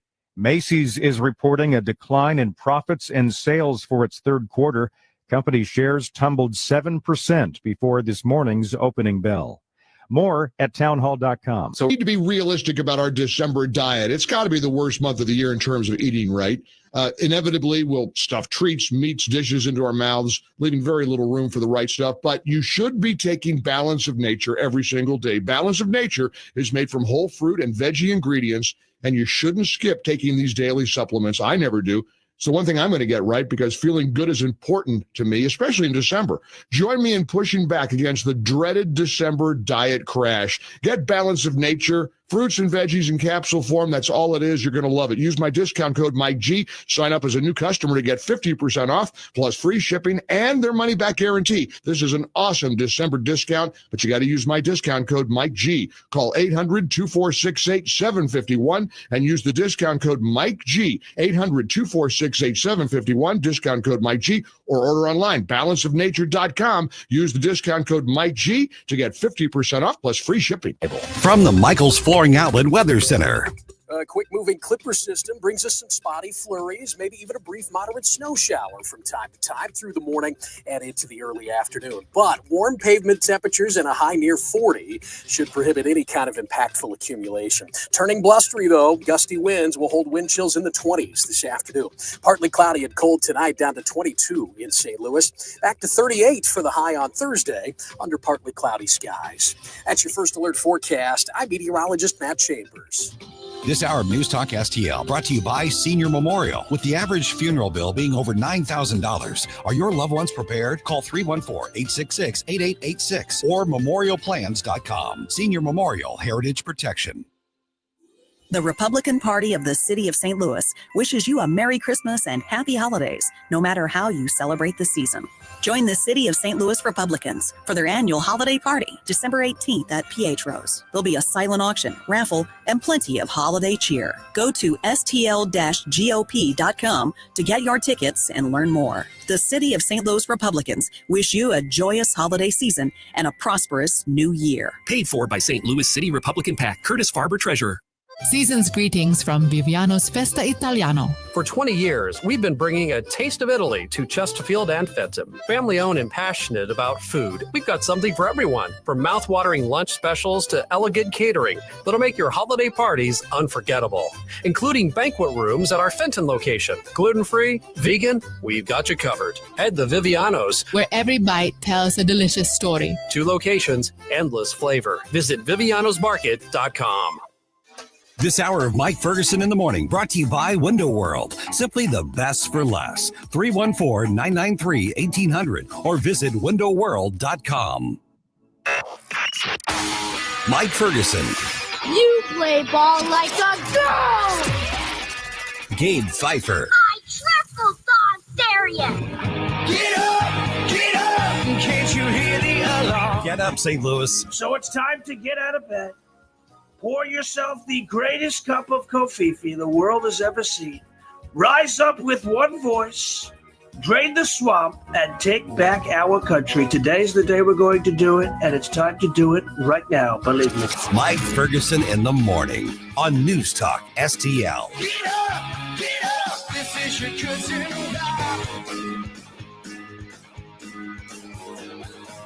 There used to be a saying when it comes to media and politics and culture: don't pick a fight with a man who buys ink by the barrel. Now, if you're under the age of about 40, you have no idea what that means. But essentially what it means is don't pick a fight with the mainstream media because they are so powerful, because they reach so many people. I don't think that's true anymore. And there's a new article out, a recent article out, that I think encapsulates the changes that are happening to the way we consume information and media. This is fascinating. I'm Mike Ferguson. It is almost sport, complaining about the media. Which tribalistic media outlet do you like? Which one do you hate? Because they're all biased. But has the mainstream media committed basically communications and business and political suicide? And that word's chosen specifically. I'm joined now by Christine Rosen, senior fellow at the American Enterprise Institute. And she's got an article in commentary on commentary, and it's just called The Suicide of the Mainstream Media. And Christine, thanks for being on the program here. The title jumped out at me, and the article is very, very well done. Let me start with that original thought there. The suicide of the mainstream media. Technologies come and go, fads come and go, types of media comes and goes, but we're not talking about media just being replaced by what's new. We're talking about them making intentional decisions that have driven away a lot of their influence, is how I'm reading your article. Yes, I mean, I focus specifically on news media, so I'm not looking at entertainment media and some of the other, sports media, all the ways in which we cover information. But with news media, and particularly political news media, the reason I say they committed suicide is that after decades of declining public trust in their institution, rather than doubling down on hardcore reporting, trying to be unbiased, really pursuing the news regardless of whether a Democrat or Republican is the one in charge in the White House. What they've done is doubled down on a very partisan and narrow framework for looking at politics. And I think what happened in this most recent election is it simply didn't work. Enough Americans mistrust the mainstream media, correctly so, I should add, because they are often they are correctly accused of bias and misleading readers and sort of shaping the narrative to suit their particular political ideology. And people now have alternatives. So by doubling down on covering for the Biden administration and for boosting the candidacy of Kamala Harris, it didn't work. They lost. What's different now in this era as opposed to, you can go back to yellow journalism, you can go back to muckraking, you can go back literally over a century, basically a century and a half of communications history. And there's always been bias, there's always been accusations, and there's always been, truth to the accusations of bias in so many different ways. I mean, it didn't start post Walter Cronkite. So what's different now that the media is losing? And whether you're Republican or Democrat, I don't think anybody could argue with your point, Christine, that yes, they had absolutely picked one side. They wanted Kamala Harris to win. They wanted Donald Trump to lose. They wanted Democrats to keep control of Congress. They didn't get any of it. That would have been almost unthinkable since the days of Reagan. So what's different now compared to the biases of the years and generations past? Well, it is important to remember that, the United States used to actually have newspapers printed by rival political parties. So yes, this is definitely not a new thing. What's new though now is that we have these unusual new institutions developing that cover particularly political news. You have Substack, a platform that allows people to do their own reporting and to in some cases like the Free Press and others, act as if they are, magazines or newspapers, but they're all on the web. You have Joe Rogan, I think, is going to stand in the history books as being a very decisive information source in this election. He invited both candidates on his show, which is unscripted, usually 3 hours, covers wide range of topics, and for which a candidate can't really prepare. They are going to be exposed for their own views and what they think and how they react. And the fact that both Donald Trump and his running mate, J.D. Vance, were happy to appear on that podcast and play by Joe Rogan's rules, with, it's his house, his rules, and that Kamala Harris could not find a way to do that was very revealing for voters who, by the way, only had a few months to get to know Harris and her candidacy, since the switcheroo that was brought for the Democratic Party's candidate happened very quickly. So these alternative media outlets, we've had Fox News around for a long time, an alternative broadcast network. We've had alternative radio networks. We've had some of these channels moving in this way. But the combination of the continuing decline in trust in mainstream media, the rise of Substack podcasts, and then, of course, social media's ability to amplify these alternative sources and to, in real time, fact check a lot of the mainstream media, this has just completely upended the information environment when it comes to news. The article we're discussing here, The Suicide of the Mainstream Media, was written by Christine Rosen from the American Enterprise Institute. So, Christine, let me kind of couch what you just said with this, is that with the rise in whether it's social media platforms, alternative news platforms, websites, some are going to say, of course, this is the misinformation debate, that more outlets mean people can push whatever they want. It's more difficult to vet. So if the mainstream media is or has committed suicide, so to speak, professionally, what do we do as consumers next to make sure that we're getting not just what we want, but what we need? Because we're the vetters now, we're the fact checkers, and it's hard to know whether it's the right or the left, who it is that we're supposed to be trusting for our information. Well, this is actually the challenge going forward, because you can't always trust what you read. Some easy guidelines for people actually wanting to check a source is, don't just read the headline on social media or the post, click on the link, see who's reported it, check out their other reporting.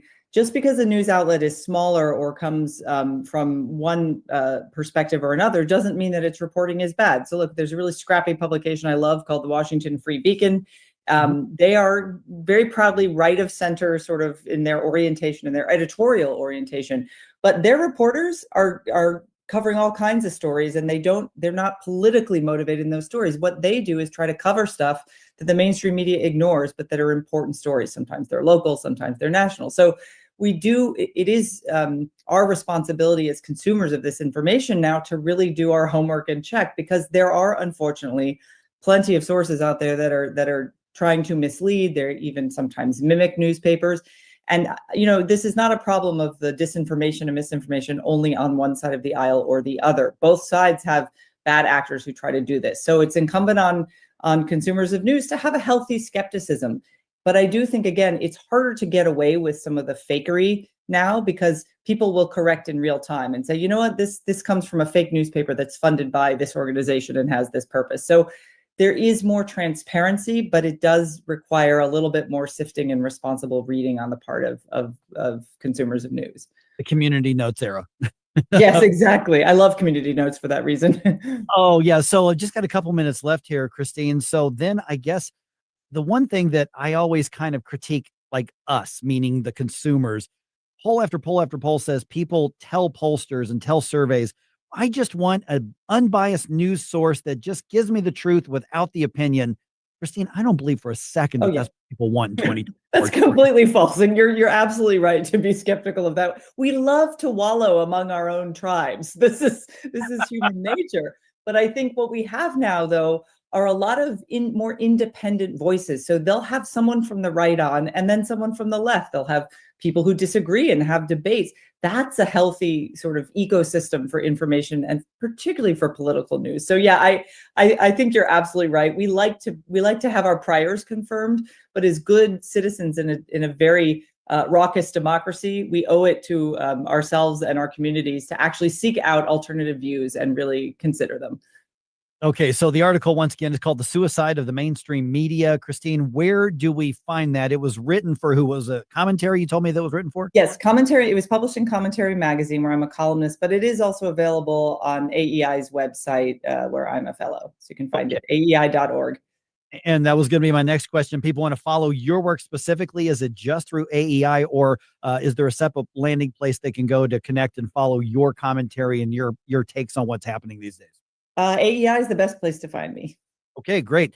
Christine Rosen, Senior Fellow, the American Enterprise Institute. Once again, The Suicide of the Mainstream Media. Christine has been fasting. I really appreciate you being on the program. Thank you so much. Thanks so much for having me. All right. Once again, you want to check out that article. It's a really good op-ed, and it's a little bit longer. It's not just a blog post, but it's really, really well done, showing a lot of very specific examples, not just of the 2024 race, but everything going back to 2020 as well. So once again, The Suicide of the Mainstream Media by Christine Rosen. Check it out. You can find it at the Commentary magazine website. It's also on AEI's website. All right, 314-912-1019. Got some thoughts on this? Let me know. What do you think? Right here on 1019 and 94.1 News Talk STL. We give you news, analysis, opinion, and more. Only on News Talk STL. Don't try to make me stop. No inspiration. You have a soul so dark. It is no more. Get up, St. Louis. It's Mike Ferguson in the morning. Nation, making cold my heart to fight your war. Stop it right now. I have had enough of this. Turn my eyes to your indifference. Stop it right now before you blow us all away. You wanna do that? Get up, can't you hear the alarm? Get up.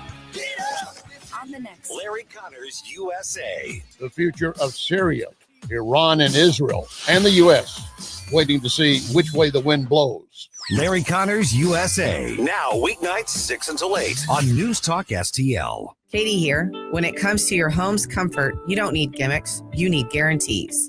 At Elite Comfort Experts, we're your hometown comfort heroes. No flashy deals, just reliable service you can count on every time. From tune-ups to total system replacements, we're here to keep your family comfortable year-round. No nonsense, just expert care, because your home deserves the best. Call Elite Comfort Experts today, where hometown service meets real results. Elite Comfort Experts, St. Charles' trusted hometown comfort heroes. Call Elite at 636-887-0971.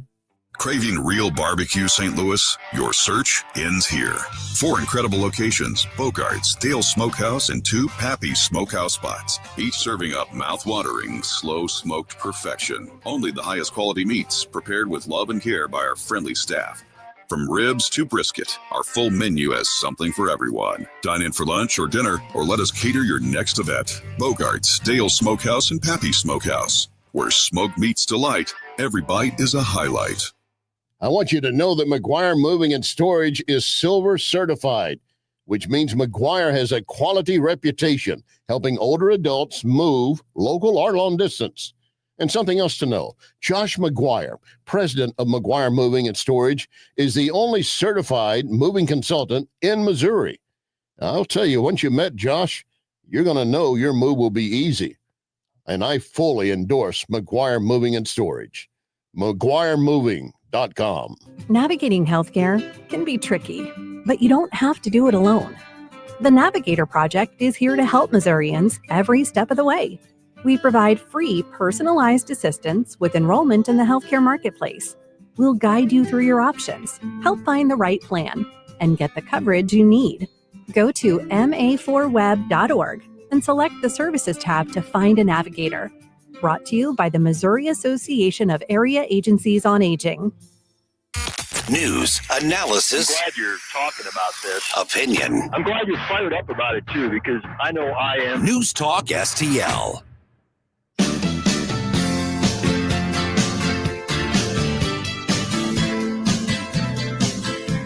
Dan Bongino here. Keep it on News Talk STL because my show starts at 11 a.m. Right now, it's back to Mike Ferguson.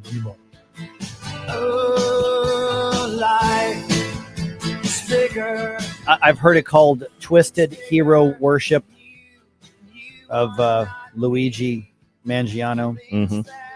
We've seen national media and obviously the social media nonsense trying to conflate the Daniel Penny case and the murder of Brian Thompson. And so we're making it into a cultural and a political virtue signal as opposed to actual crimes. So we're making these stories bigger than they actually are.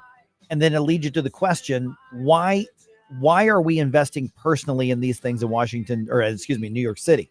Why are we investing in them so much? What is it that they're speaking to us? Because these are bigger picture questions. By the way, a couple things still coming your way here. Right around 7:30, 7:32, Larry Connor's commentary. The New York City mayor wants to play Santa Claus. Larry's going to be the Grinch on that. And it's Sam Page versus, reality that he's that he's not above the rules in the process again. That update comes your way at 7:35. All right, 7:20 right now. Okay, so logically, the murder of Brian Thompson and the trial and the acquittal of Daniel Penny would have nothing to do with each other.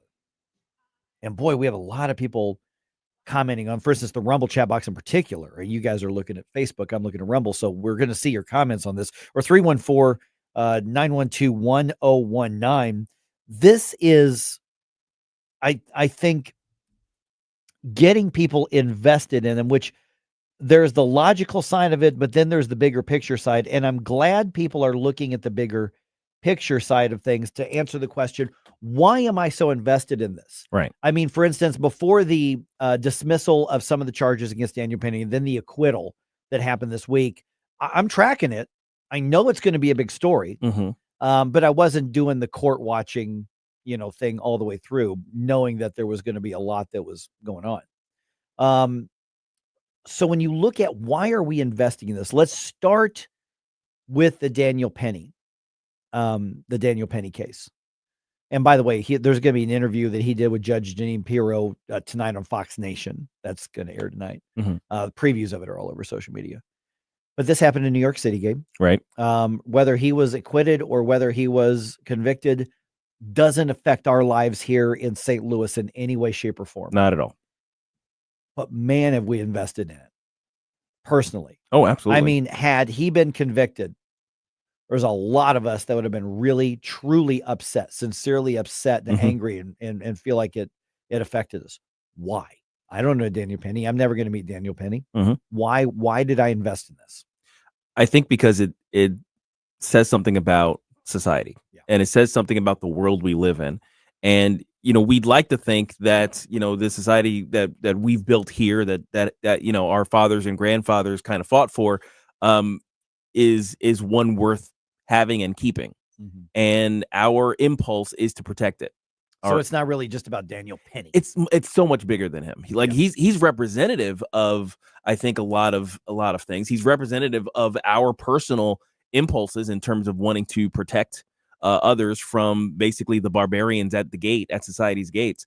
So the idea that society itself, or basically the justice system representing society itself, would rather self-destruct at the hands of those barbarians and persecute those who would stand in the way of that destruction.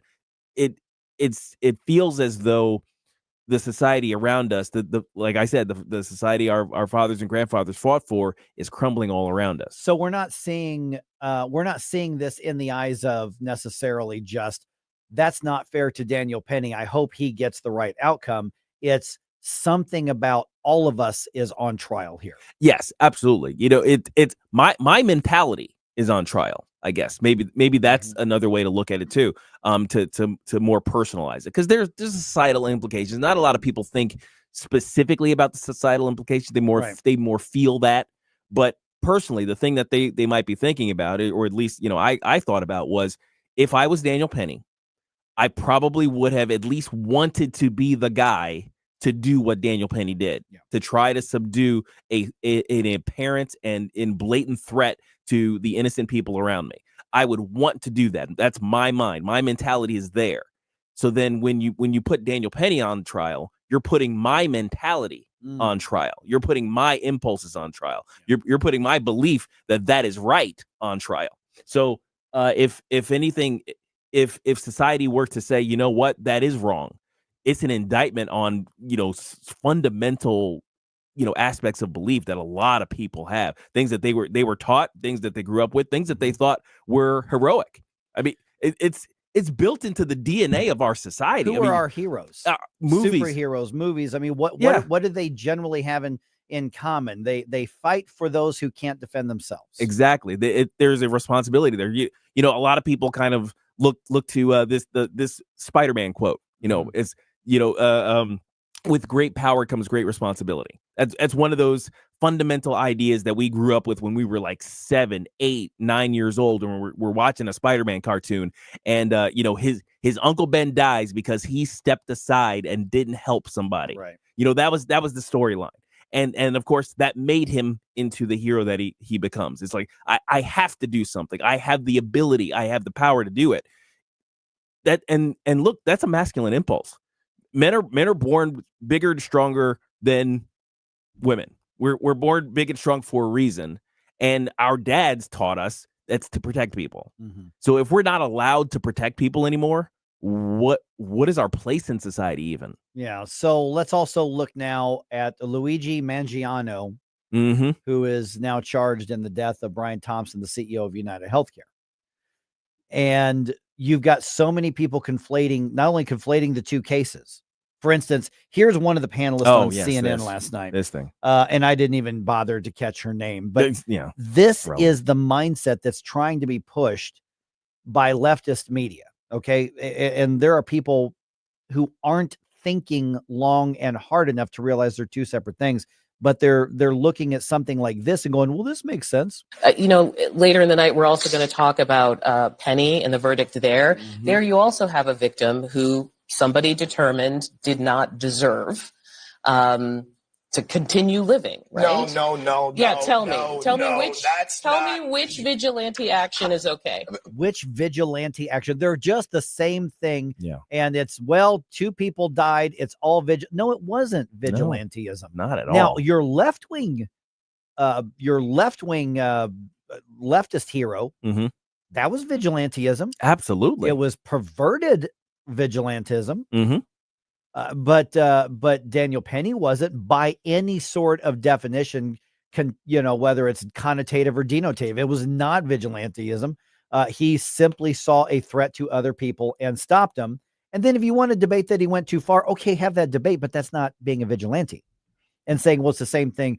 So if you look at a situation like Daniel Penny, and I would think that almost everybody who is intellectually honest will say maybe it went too far, but that was justified using force against the man who was threatening other people's lives. Yeah, absolutely. Okay, so they're saying if you can justify that, let's find a way to make sure people can justify murdering a man in cold blood because we don't like the business operations of the company that he runs.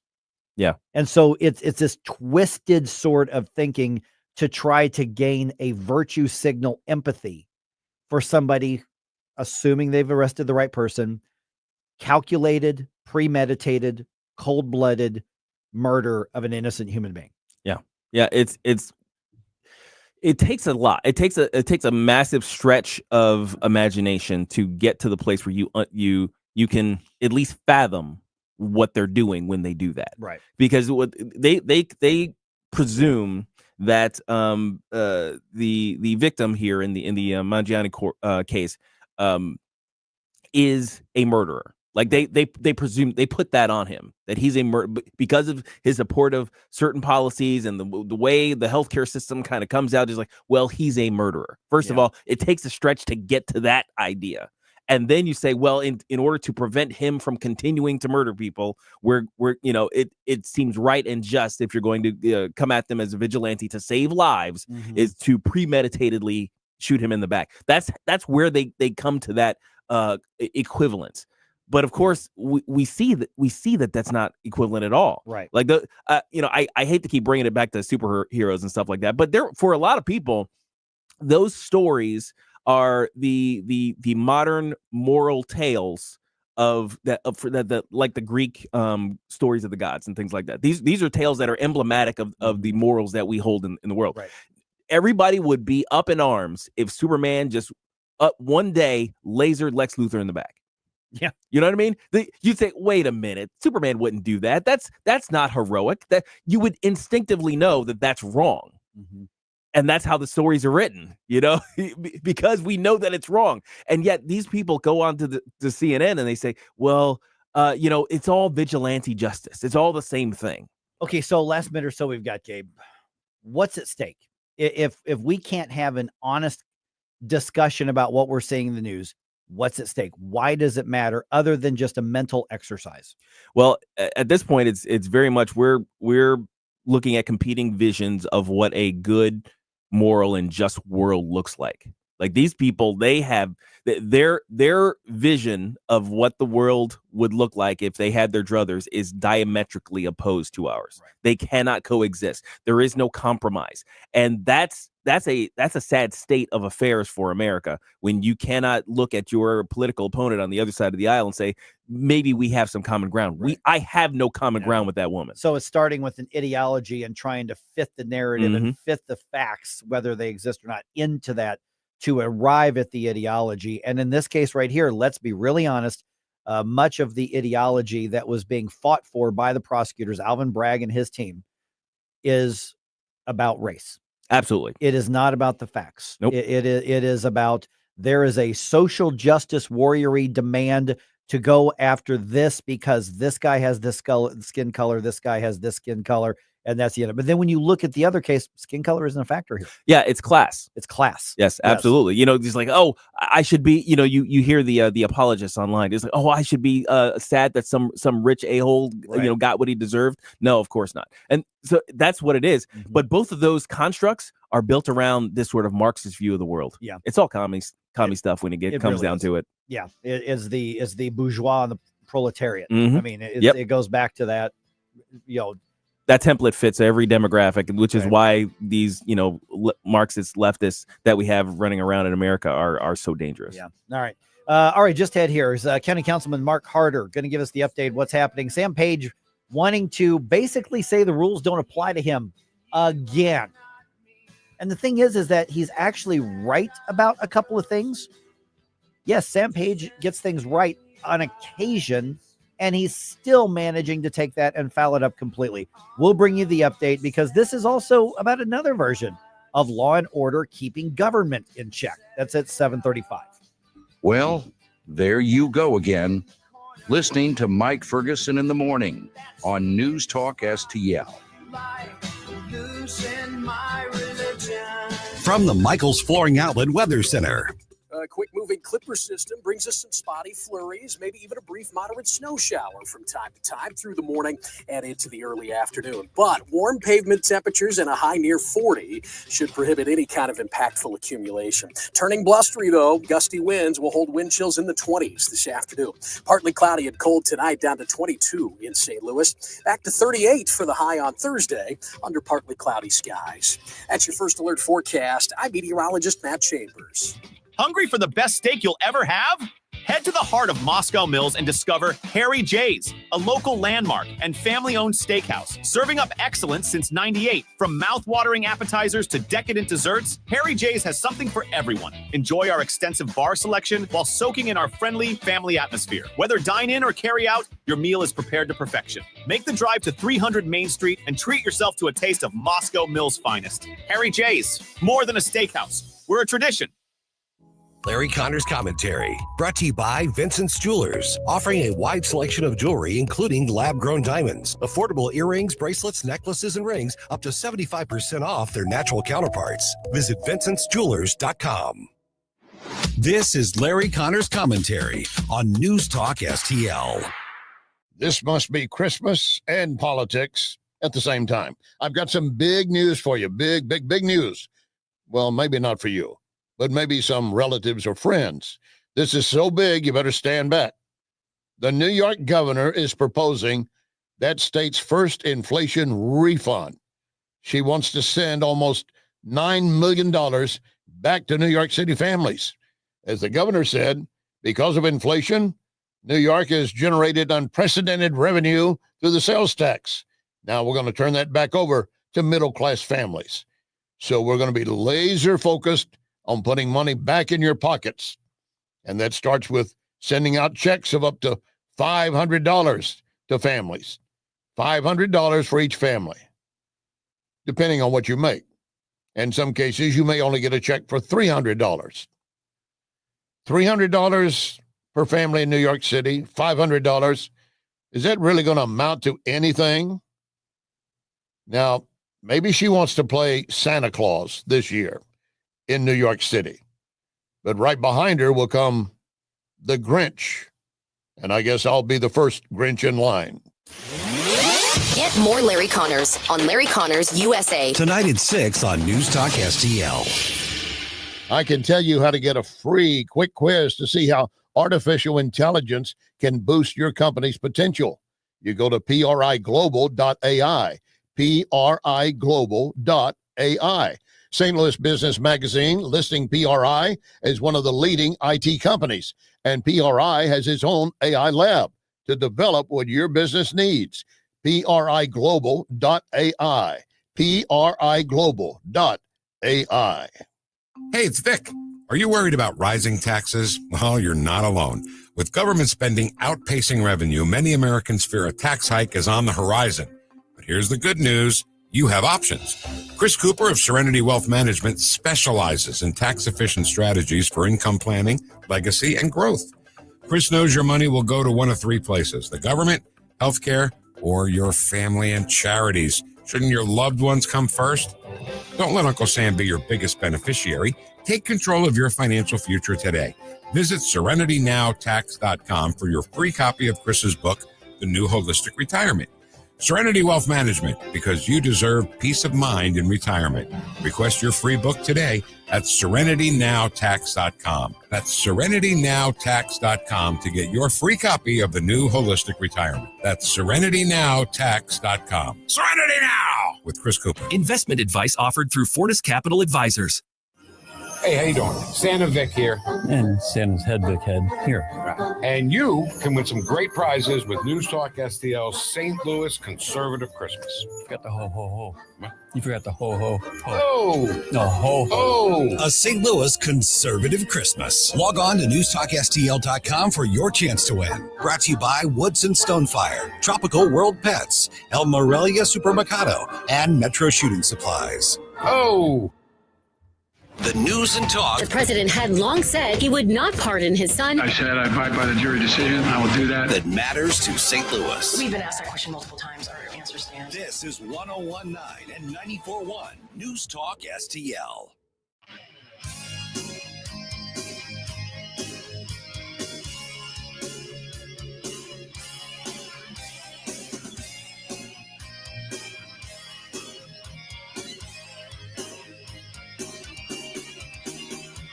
Love can be so cold,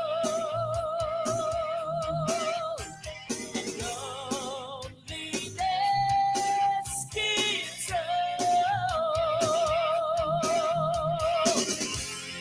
more than words of broken promises. Hi, it's Randy Tobler here. Pour a big cup of coffee and catch my show every Saturday morning from 6 to 9. Right now, it's back to Mike Ferguson in the morning here on News Talk STL. Was this on the playlist, or did you throw it in because I'm wearing my striper sweatshirt today? Both. Okay, the answer is yes. Bit of both. Yep. All right, Sam Page just can't seem to avoid picking fights in politics. Unnecessary fights. Sometimes you got to pick a fight in I politics. think he likes fighting. Well, he apparently likes losing. But here's the thing, is that it's not even just about we don't like Sam Page. Because we don't. Well, right. But that's not the point here. Right. The point is, do we have rules that rein in and keep government officials in their lane? Because if we do, then we have checks on government. If we don't, then they can do whatever the hell they want. Right. And we've seen what happens when Sam Page thinks he can do whatever the hell he wants. So even when he's got a shred of something that he's correct about, he still doesn't seem to want to simply run with that. He wants to foul that up. Yeah. By the way, it was asked earlier, Flashback Friday coming up. Hey, we taking requests? Heck yeah, we are. Still. Oh yeah, bring them on. Send them in. Get your request in. 80s bump music for this week. All right, 7:39 right now. Sam Page wants to install the next county prosecutor. Okay. No problem. Other than there's a guy still in that job now.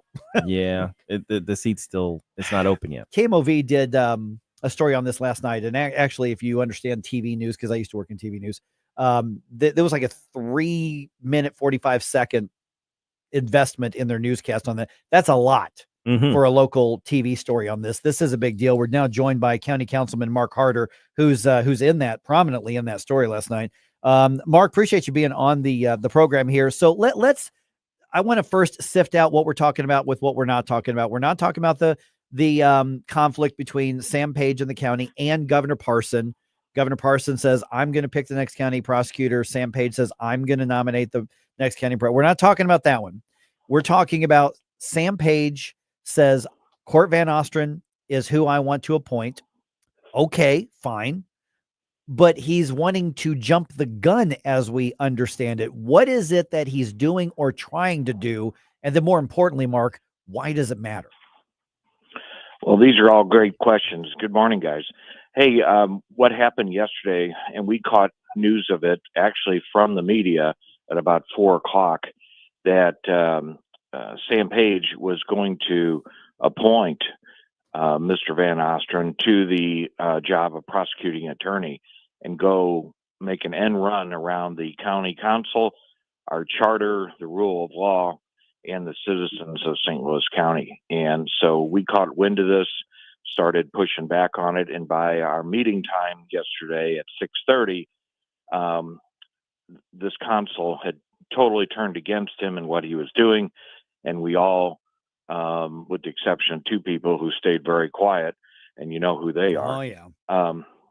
Every one of us all had a statement at that meeting, and that news article picked up on a lot of our statements. So this is just crazy. And you just think things are cooling down and we can act like adults when it comes to local governance and politics and deal with keeping the trains on times and the clocks running and such. And then he throws this in the mix and just blows up our council over this thing. It's just ridiculous. Morning, Mark. Gabe here.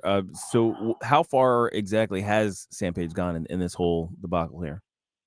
Well, in the last couple of days, he has been making assumptions and doing things with his candidate. The candidate has been actually attending meetings over at the prosecuting attorney's office. The people over there gave him a temporary office. They set that up for him. He's meeting with the leadership and staff in that department. They're just making this, the assumptive close, so to speak, on that this is the person and this is the way it's going to go. And our counsel has not been able to get an opportunity to even vet this person, talk about it, or do our due diligence to pick this next prosecuting attorney. This is a very important job for this region, and this region, as you know, is fraught with crime and corruption and the things that are in violence that are going on in our community. We've got to have a strong person that knows how to prosecute anything, and be able to prosecute and run a small law firm, which is the prosecuting attorney's office. And unfortunately, the last 6 years, our current prosecutor has been pretty much AWOL, and we've got to do something different, and we got to move forward in a different direction. This direction pushed through by Sam Page is not the direction this region needs to go, and that's one of the reasons why this governor is pushing back on this decision, as well as the attorney general and many leaders in this community, and I support that. Okay, so I've just got a couple real quick questions, and then I guess my actual main question. One, with the temporary office and everything, because I was surprised to learn that this morning. Do we know if court is being paid yet at this point? Because that would be a whole different thing. And then if you're having trouble getting to vetting, do you want me just to go knock on his door? Because he lives literally 2 doors down from me, and I can just go knock on him and Dave's door and just say, "Hey guys, can I talk to you for a second?" So I can do that. Well, it's, I don't know the man that well, other than what's been in the press, and he's run against Ann Wagner 4 years ago. And this is not about him. This is about process. This is about this council, which has a charter responsibility to vet any candidate, him or others, in this process, and that to see the head of the St. Louis County government, Mr. Page, going around us, violating the charter, violating just, common sense, just to make a point and to pick his friend or whoever he is to them in this new job. And this is just, this is the worst part of politics, is this type of behavior. And I've expressed it to Mr. Page yesterday, and probably was one of the reasons why he didn't show up at the meeting last night. So we're going to deal with it in the weeks to come and see where this goes. This will probably involve another lawsuit, which will, cost money to the county that doesn't have the money in the middle of our budget season. And we're trying to balance a budget, which is woefully out of balance. So this will add to that imbalance if we have to go to court and push our constitutional rights in this case. Okay, so we got a couple minutes left here, but it's one thing. Actually, I appreciate being proactive, saying Wesley Bell has been elected to Congress. He's going to be gone in January. Let's go ahead and start the process and bring in applicants, or maybe even pick somebody.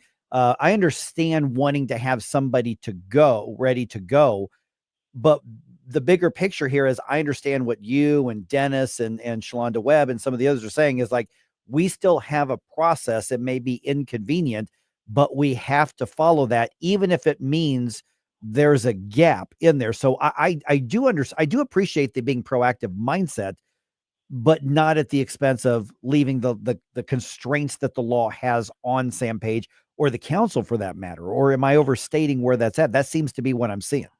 No, this is about process, and there's no reason to rush this. The prosecuting attorney's office has been pretty much leaderless for at least 2 months anyway. And, we have very strong professionals in that department that can do what they've always done every day. And whether we have a week, 2 weeks, a month to make this vetting process work, that's not going to change what's going on over there. So there's no rush to get somebody and to violate our charter and everything else for the sake of expediency. That's not the issue, and it shouldn't be the issue. And if he takes that as an excuse, he's woefully out of touch with what's going on over there. So, we can take the time, we can make the time, we are planning to make the time when given the time to do what we're supposed to do. And we will do that.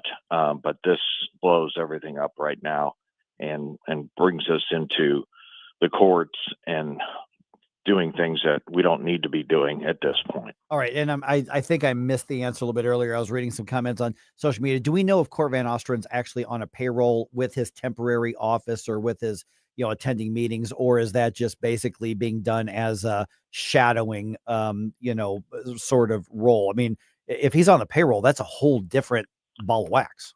Well, we'll see what happens the rest of the week. Up to this point, he's not. Okay. From what I know, he also doesn't have a door badge yet. But after what's happened last night, who knows what's going to happen the rest of the week? And we will stay on top of that and let you guys know. But look there's not even a vacancy.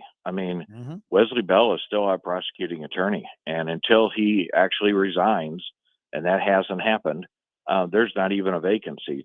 So to appoint somebody to a job that doesn't exist is another violation of our charter. So this is just fraught with so many different twists and turns and issues.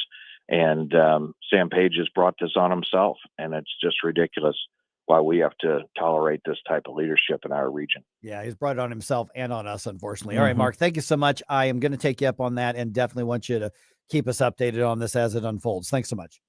Okay, see you guys. All right, 314-912-1019. All right, it's that time of year. Mm-hmm. The Google most searched list. Oh, here we go. What do you think they are?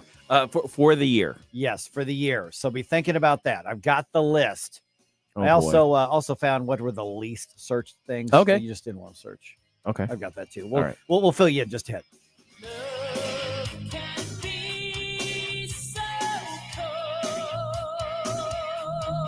Watch us on our live stream using Rumble, Facebook, and Twitter.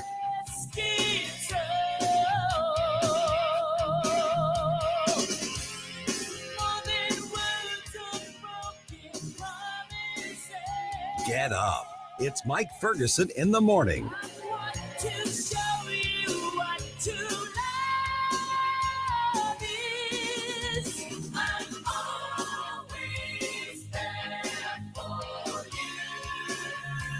News Talk STL is proud to have Doug Voss of Safe Money Radio as part of our lineup each week. Doug has been a staple on the St. Louis radio airwaves for many years as one of the leading financial experts in the area. You can now hear Doug and Safe Money Radio 3 times every weekend on News Talk STL. But in case you miss anything, you can check it all out at DougVossSafeMoneyRadio.com. You could also reach Doug at 844-6766. That's 844-676-7233. Doug Voss is a registered representative. Securities offered through DHL Securities, LLLP. Member FINRA and SIPC. Looking for an underwater adventure or a scaly new friend? Dive into Tropical World Pets on Watson Road. For 32 years, this family-owned wonderland has been St. Louis's go-to destination for all things aquatic and reptilian. With over 7,000 square feet of aquariums, we're home to the area's largest selection of freshwater fish, including rare cichlids you won't find anywhere else. But that's not all. We've got tarantulas, snakes, and lizards galore. Tropical World Pets, 314-849-4020, or visit twpstl.com. Tim Jones here for Comprehensive Chiropractic in Eureka, the premier chiropractic and sports performance facility in the region. They've helped me recover from day-to-day aches and pains for years. And here's something special, personal training programs. Whether you're an athlete committed to increasing performance, recovering from an injury, or just want to get healthier and lose weight, their personal training programs will help you reach your goals and stay there. Comprehensive Chiropractic in Eureka, online at cchiropractic.com. That's cchiropractic.com. Larry Connors here with a perfect Christmas gift for the conservative in your life. Let's go to southern Italy on a tour of the most beautiful coastline in the world, the Amalfi Coast. Join me for 11 magical days with professionals from Conservative Tours, $54.88. That includes airfare from St. Louis. Call toll-free 888 733-9494 or go to conservativetours.com. Let's go to Italy this spring. This hour of Mike Ferguson in the Morning brought to you by Window World. Simply the best for less. 314-993-1800 or visit windowworld.com.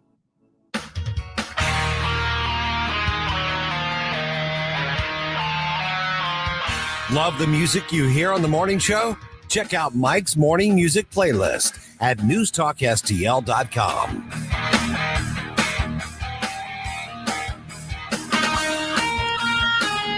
All right, 'tis the season, guys. We're at that point of the year. Google's annual year-end search. Yes, this is where we reflect on where we are on the internet. Yes. Every year. All right, in 2024, Mm-hmm. what do you think were the most Googled things? It's a good question. Now, one's obvious. The top one, obvious. Oh, like the presidential stuff? Election. Yeah, The election election. stuff. The yeah. election was that. Anything associated with Yep. it. Now, remember, Google is worldwide. We're Yeah. not just talking the United States here. Mm-hmm. The tournament, Copa America, the soccer tournament. Oh, okay. Or football. Anything associated with soccer. That was number 2. That's probably gonna, if Yep. anything big is happening in the soccer world, that's gonna be a big thing. Like Yep. you said, this is a worldwide, app. You're right. Number 3, the 2024 Summer Olympics. Now, here's the thing, though, is Mhm. my guess, because it doesn't go into detail on this story I've got here. I believe that was top 3, Yeah, but not necessarily for the reasons that the Yeah. Olympics would have wanted. I was just thinking, I was like, first of all, oh yeah, there were Olympics this year. The first Right. thing that came to mind was like, oh yeah, we did have the Olympics. It's like, is that real? Right. But And that's a lot of America. Yeah. We've checked out. I think we don't care about the Olympics as much as other countries do. Yeah, I think so. But then with all of the gender bending stuff and the crazy, Oh, yeah. that got people's attention. That's where I was going Yep. with it. Yeah, I think that's probably what the biggest thing. Hurricane Milton was number 4. Okay, yeah. Paralympics number 5, which I thought was interesting. Yeah. That surprises me. Project 2025. Oh yeah. Number Okay. 6. Yes, because it's going to end the world and Yeah. put y'all back in chains, and That's right, also the ladies are going to be in the red Right, yeah. handmaid tales, Right, yeah. uniforms and everything like that. Yeah, exactly. Like the standard conservative agenda. Exactly.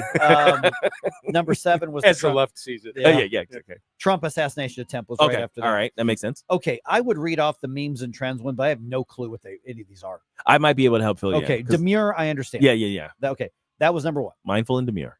Just give me my money was number 2. I don't know what that Actually, means. I don't know that one. Huh. Okay, number 3, English or Spanish. I don't know. What that No, means. I don't know that one either. Okay, Uh-oh. 1, 2, 3. Okay, the next one, this and yap. Okay. All right. I'm I don't- officially old. Yeah. I'm just like, okay. All right. I thought I had my hand Yeah. on the pulse of the young people internet and the memes and all that stuff, Yeah. but apparently, I'm old now. I don't. It's I don't know official. what that It's one is. official. How about this one? The top Google Maps searches. Google Maps searches. The Google Maps. Like you want to where go? where there? you're going? Well, just like you want to look in on something. Oh, okay. So like Google Earth. Yeah, but Okay. So, the number 1, I wouldn't have guessed it, but now that I see it, I'm like, that makes perfect sense Mhm. because it was brand new in the last year or so. Okay. The Sphere in Las Vegas. Oh Ooh. yeah. Have you That's right. seen the video of this thing? It is Oh, really yeah. clever. The Sphere is really cool. Really clever. 160,000 speakers inside the Oh. sphere. That's amazing. And then on the outside of These it, all And the screens. LED stuff on Yep. the yeah, Mhm. to where it is high definition and some of the animation they can do on it. Man, it's wild. Very, very cool. I've had friends who have seen U2 there and said it was Yeah. awesome. And then my brother-in-law, Bobby, was just there a few days ago and saw the Eagles there. Oh, wow. And he the- said it was great. See, here's the thing is like with the way that's built, you like you can watch a great concert on video from like Red Rocks or something like that. I think at the Sphere, Mhm. you're going to have to be there.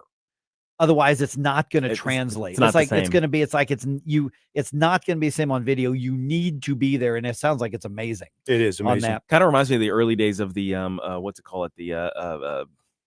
Omnimax. Omnimax. Oh, yeah, type yeah, of yeah. things. Yeah, Yeah, and, that's and right. they do take you Yeah. through the Grand Canyon stuff. That's right. like that. Mhm. All right, number 2, you'll like this one. Number 2 most searched. Stell, you're going to like this. The Navy Pier Oh, in Chicago. how about that? Really? Yeah. Huh. And then, Gabe, Yes. The Edge in New York. Okay. I guess. I don't even know what that is. Yeah. Well, and number 4 surprises me a little bit. The Kentucky Horse Park in Lexington. Was the Derby this year? Every year. Yeah, every year. Yeah. And then the Willis Tower in Chicago. Sears Tower. Get it right, pal. I refuse to change what it's. Yeah, Macy's. Hey, it's Marshall Fields. Get it right, lady. Okay, so let's talk about like some of the least popular searches. What do people absolutely do not? And I know you're saying, how can you track gauge it? What people are not searching? Well, through the magic of strange imaginations here. People were not searching for Tim Walz shirtless.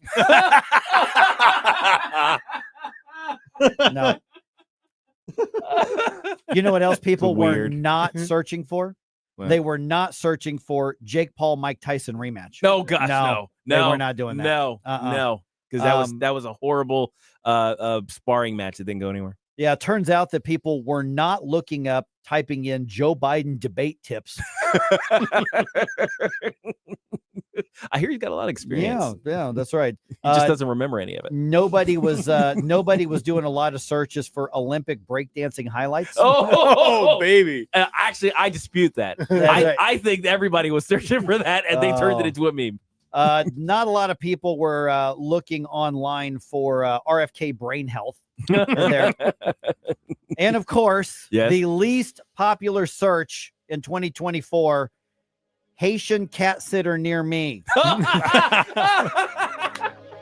Hey folks, Tis Tim the Jones. season to indulge in the magic of our new holiday flavors at Pop Pop Parade. Savor the festive delights of almond crunch, toffee cashew, Merry Grinchmas, and Jingle Bell Pop. Christmas never tastes so good. Also, pop in and try our new holiday ice cream and milkshakes featuring our eggnog, peppermint M&M, and our mint Oreo shakes. Visit us today at our Ferguson or St. Charles locations. And remember, when you shop small for the holidays, you're making a big difference. Pop Pop Parade. More flavor, more fun, endless possibilities. And don't fear the part begins at Pop Pop Parade. Hey folks, Tim Jones here with Eric from Newstetter's Fine Jewelers. Eric, Newstetter's not one of those giant, big, sterile, big box stores, is it? Nope. Newstetter's Fine Jewelry is a family-owned local tradition since the 60s. We're a full-service jeweler that does on-site repair as well as custom creations. We don't sell jewelry. We sit and listen to find out exactly what you truly desire in fine jewelry and give you an education so you'll fall in love with your piece for a lifetime. Newstetter's Fine Jewelers at wowdiamonds.com. That's Newstetter's Fine Jewelers, wowdiamonds.com. KLGY HD3 Clay, K270BW Bellefontaine, KNBS Bowling Green. This is News Talk STL at 1019, 94.1, and always streaming at newstalkstl.com. News this hour from townhall.com. I'm Greg Clugston in Washington. A wildfire in Malibu, California has celebrities and other coastal residents fleeing their homes. Evacuation orders and warnings have gone out to some 20,000 residents of Southern California as firefighters battle a wind-driven wildfire in Malibu near celebrities' seaside mansions, horse farms, and Pepperdine University. More than 8,000 homes and other structures are under threat, and some have burned. Santa Ana winds, which sweep out of the interior toward the coast, are expected to last into Wednesday. The dry gusts have reached 40 miles per hour and made for erratic fire conditions. Actor Dick Van Dyke, who turns 99 Friday, says he and his wife evacuated as the fire swept toward their home. I'm Ben Thomas. In the aftermath of Syria's government being toppled by rebels, new satellite pictures of Russian military bases in Syria show 3 warships and 2 oil tankers. Russia has a naval base and an air base in Syria, and the Kremlin spokesman said Moscow was in contact with the new leadership to discuss their fate. He criticized Israel for bombing Syrian military installations and setting up a buffer zone along the Golan Heights in the south of the country, saying these actions risked destabilizing Syria. Bashar al-Assad's other main ally, Iran, accused Israel and the U.S. of plotting his downfall, along with an unnamed neighboring state, an apparent reference to Turkey. That's the BBC's Barbara Plett-Usher. Only about 2 in 10 Americans approve of President Biden's decision to pardon his son Hunter after earlier promising he'd do no such thing. That's according to a new AP NORC poll. The survey found that only a small share of Americans strongly or somewhat approve of the president's decision. The government reported this morning that inflation rose slightly last month. More at townhall.com. New administration has hinted at one of its boldest moves yet, America's return to the gold standard. Backing the U.S. dollar with gold would create stability in a time of rapid economic change, pushing the price of gold higher than we've seen in decades. Those who act now could be positioned to benefit the most. Premier Gold specializes in helping those with a 401k, IRA, or other types of retirement accounts utilize a little-known loophole to move some of their savings into physical gold. Today, they'd like to send you a free gold standard kit to help you decide if this process is right for you. Call 606-800-8000 to take advantage of current rollover policies. Early action on physical gold could position your portfolio for maximum growth. Call Premier Gold at 606-800-8000. Call 606-800-8000 now. Premier Gold is not a financial advisor. Please consult with your advisor before investing. Call 606 From the Michael's Flooring Outlet Weather Center. A quick-moving Clipper system brings us some spotty flurries, maybe even a brief moderate snow shower from time to time through the morning and into the early afternoon. But warm pavement temperatures and a high near 40 should prohibit any kind of impactful accumulation. Turning blustery, though, gusty winds will hold wind chills in the 20s this afternoon. Partly cloudy and cold tonight, down to 22 in St. Louis. Back to 38 for the high on Thursday under partly cloudy skies. That's your first alert forecast. I'm meteorologist Matt Chambers. This hour of News Talk STL, brought to you by Jewels on Hampton, paying some of the highest prices for your gold, silver, diamonds, and more. Call 314-752-5000 or visit jewelsonhampton.com. Tony Colombo here for the cleaning pros at Zero Res, the team we trust with keeping our home clean and healthy. And the folks at Zero Res know how important it is to you to have a clean, healthy home this holiday season. And that's why they have this great offer for you right now. Book a cleaning with Zero Res and mention the Colombo special, and you'll get 3 rooms of carpet cleaned starting at just $129. Plus, you can take $75 off an air duct cleaning. Again, just mention the Colombo special when you call 314-474-2020 or when you book online at ZeroResSTL.com. I'm Dr. TJ, owner of the Institute of Natural Health, co-owner of Optimal Nutraceuticals, and the host of Wellness 101. Wellness 101 is designed to cut through the nonsense and provide you common sense, science-based information regarding health and wellness. On the show, we discuss topics like thyroid health, gut health, hormone optimization, and many others. Our show airs Saturdays at 10 a.m. and 2 p.m. and Sundays at 11 a.m. and 3 p.m. right here on News Talk STL. For more information, visit us at inhstl.com. That's inhstl.com. Mike Ferguson. We the people. Gabe Pfeiffer. It's not rocket science. Rocket science. Get up, can't you hear the alarm? Get up. Mike Ferguson in the morning on News Talk STL.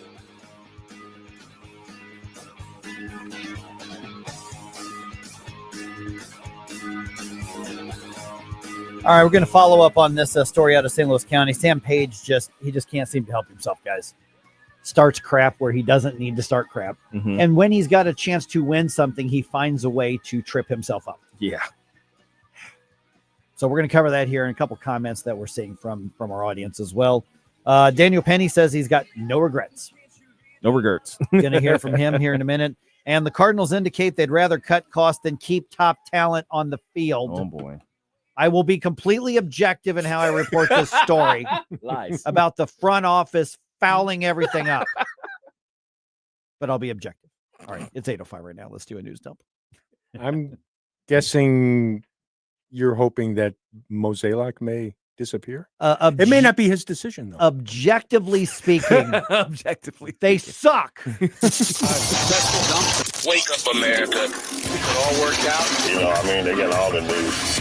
The morning news dump. All right, here we go. We just spoke with County Councilman Mark Harder regarding Sam Page's latest escapades. So County Executive Sam Page, it's now him versus the county council as opposed to him versus the governor. Yeah. Page is trying to have Court Van Ostren approved as the next county prosecutor and appointed as that prosecutor, even though the job is still filled by Wesley Bell. Now, we know Wesley Bell's leaving, but he's still in the job right now. At issue is whether an appointment can be made before Bell resigns to take a seat in Congress in January. Councilman Dennis Hancock tells KMOV that, you know what, there are rules in place, whether you like them or not, and they need to be followed. County executive has taken it upon himself to overstep what's allowed in the charter. Okay, so as we were talking to Mark Harder about this, we had a number of comments on here, and one of them that jumped out at me, and this was from Amy. Amy says, Parson let Page run amok during COVID. Page learned he could get away with it, and then voters reelected Page. He thinks he has a mandate. Not wrong. That's not wrong. That really is not wrong. And remember, thank God we had Eric Schmidt as Attorney General at that time to end up smacking Sam Page out of that completely tyrannical COVID rule. But I think Amy's point is really well taken, is that why would Sam Page think that the rules don't apply to him? Because for months and months, he was allowed to operate as though the rules don't apply to him. And here's what's really stupid about this, Gabe, is that the county council is generally with Page on the conflict with the governor, even the Republicans. Absolutely. You know, they say, yes, our county charter says we will pick the next county prosecutor. Governor Parson says, nope, I will appoint them. And so that's going to end up in court. But then Page says, well, I'm just going to do it all my way. And the county council, Democrats included, are saying, no, we have a charter. You have to do it the right way. And we must be included. None of this debate right now is whether or not Court Van Ostrin should or should not be the next county prosecutor. It's about Sam Page acting unilaterally. And Mark Harder just told us moments ago, about 30 minutes ago, that Court Van Ostrin has been given a temporary office and is now involved in the meetings in the prosecutor's office, even though he has not been formally nominated, has certainly not been confirmed. He doesn't have the job yet. And we do not have a resignation from Wesley Bell, who is still a prosecutor. Well, and of course, amidst all of these types of actions that have happened previously, the voters just said, "Yeah, let's let him keep his job." And you know, to I believe it was Vicky. To Vicky's point, Amy. To Amy's point, this is kind of the voters getting what they asked for. Right. This chaos is kind of their fault. Right. Exactly. Unfortunately, the Republicans did not adequately challenge Sam Page. So the most hated man in the county ended up getting reelected. Yeah. So he's acting like he has no accountability, which so far he hasn't. I mean, even after the court ruled against him during the COVID shutdown stuff, he still tried to do it anyway. Sure did. So anyway. All right. 26-year-old Luigi Mangione is now formally charged with murder in New York. He is he's under arrest right now, accused of killing United Healthcare CEO Brian Thompson in New York City. He had his first court appearance on Tuesday after he was arrested in Pennsylvania. He's being held in Pennsylvania on weapons and forgery charges. He's being held without bail. His attorney, Thomas Dickey, tells reporters that the judge should have set some kind of bail and given him a chance to bail himself out. I think he was entitled to bail, and the judge makes it 100 million or 10 billion or 100,000. He's entitled to bail, but to simply say no bail, in all due respect to a judge, I believe bail should have been set. Okay, so here's the thing: is that when he was arrested, according to police, he had $10,000 cash on him. He had about $2,000 of foreign currency on him. His passport was on him. He had multiple fake IDs on him, and he comes from an uber wealthy family. Logically, that's a flight risk. I honestly expected him to be out of the country by now. Oh yeah, absolutely. I didn't think he'd be at a McDonald's in Pennsylvania. Well, he had the flirt with the cashier there. Yeah, well, that didn't go very well for him.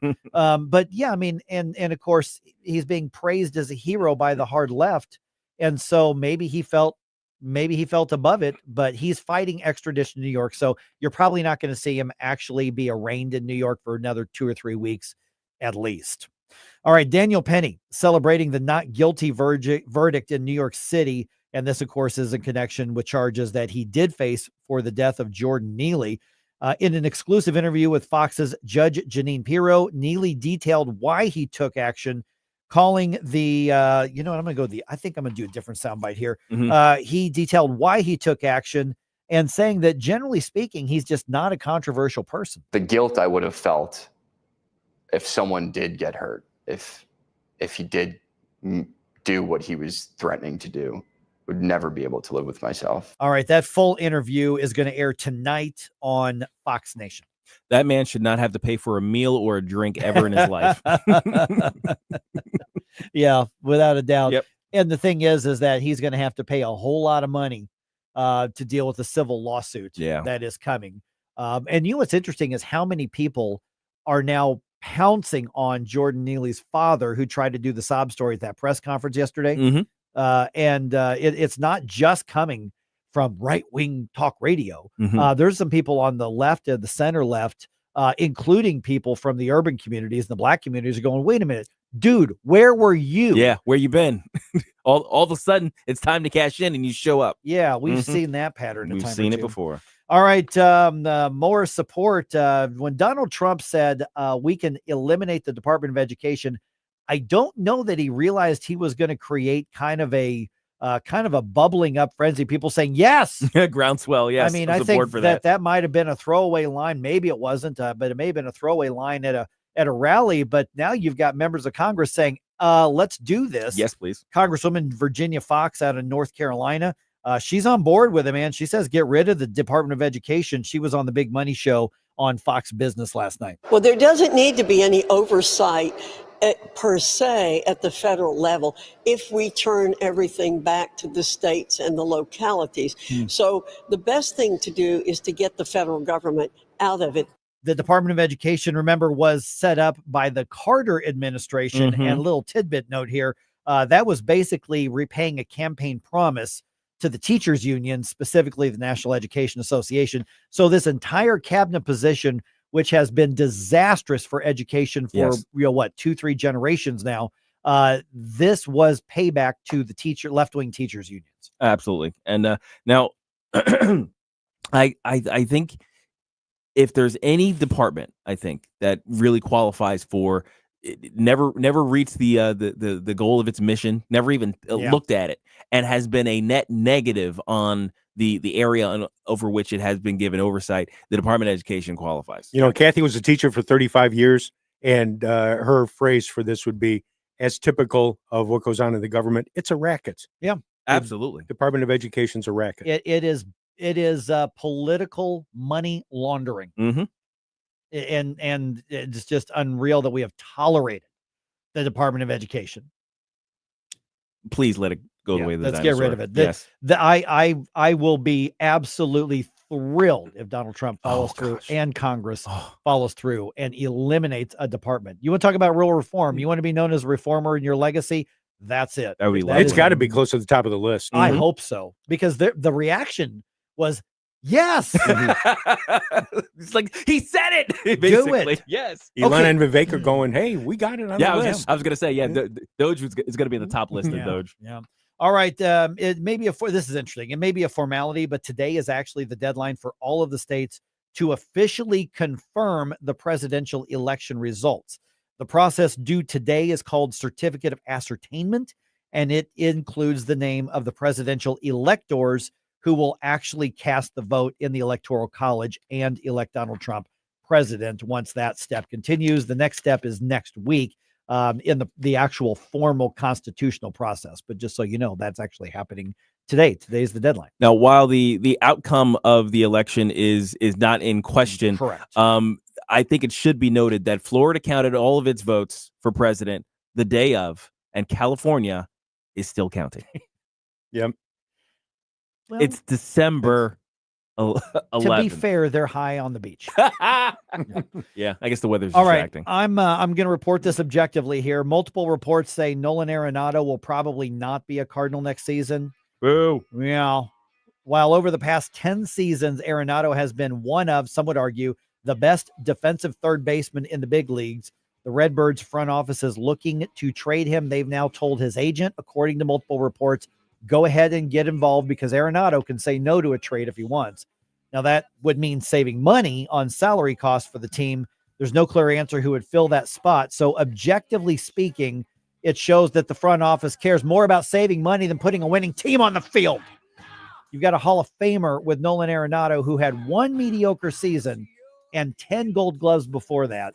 And you've got an anchor of the team, and they're saying, nah, we don't want to spend the money for the guy who's probably going to bounce back and be the best in the league again, objectively speaking, of course. And the thing is, on top of it, they had a great deal that they worked out with the Rockies because the Rockies wanted to get rid of him. The Rockies paid the Cardinals to take him. Yes. Hey, awesome. would you please take this Gold Glove future Hall of Famer in as he's nearing the peak of his career?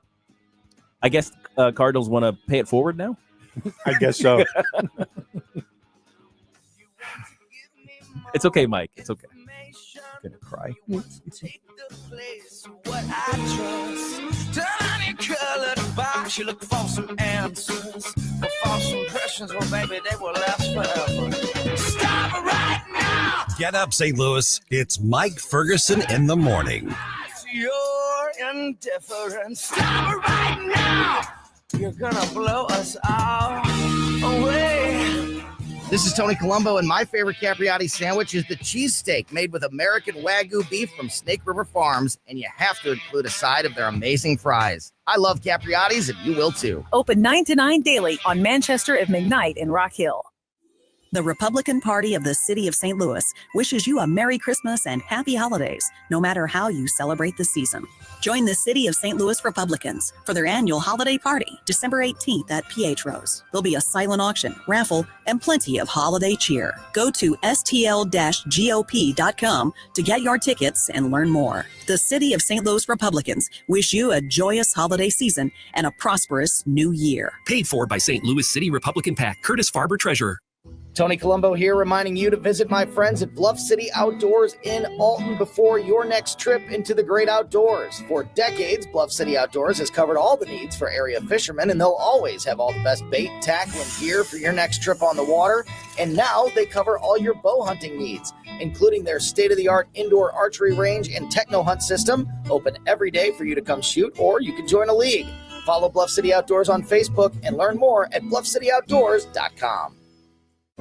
Jewels on Hampton and St. Louis Hills is paying some of the highest prices on gold, silver, diamonds, semi-precious colored stones, coins, flatware, and fine watches on site. Jewels on Hampton is a premier jeweler featuring Alvanza's jewel art designs with an exquisite selection of diamonds, semi-precious stone jewelry, and vintage watches. Their expert design team can restyle your jewelry to today's contemporary style. They also do jewelry and watch repair. Need extra cash? Jewels on Hampton is paying some of the highest prices on gold, silver, diamonds, semi-precious colored stones, coins, flatware, and fine watches. Bring in your collectibles and clocks and sports memorabilia and figurines too. Jewels on Hampton, 4506 Hampton, just 3 blocks south of Chippewa, and jewelsonhampton.com. Call them at 314-752-5000, 314-752-5000, and jewelsonhampton.com. Jewels on Hampton. St. Louis's new choice for conservative talk. Live and local. I need to know what's going on in my city. News Talk STL. Hi, it's Vic Porcelli. And Ken. Hi, Ken. Hey, Vic. Ken and I are on every Monday through Friday, 9 to 11, right here on News Talk STL. Right now, you're listening to Mike Ferguson in the morning on 101.9 and 94.1 News Talk STL. Whoosh, my morning, people.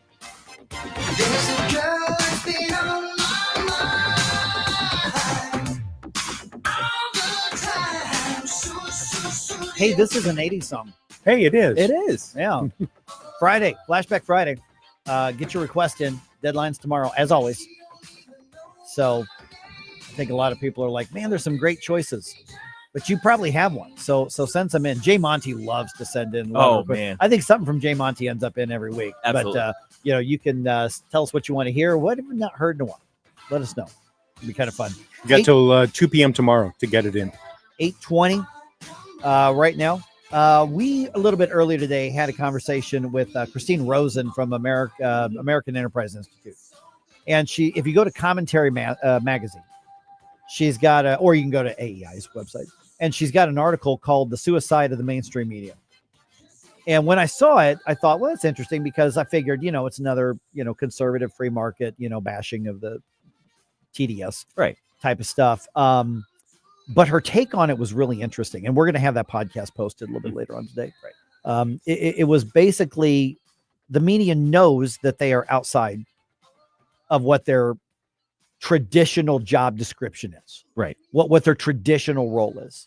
they have decided to take on more and try to become powerful in ways they should not be.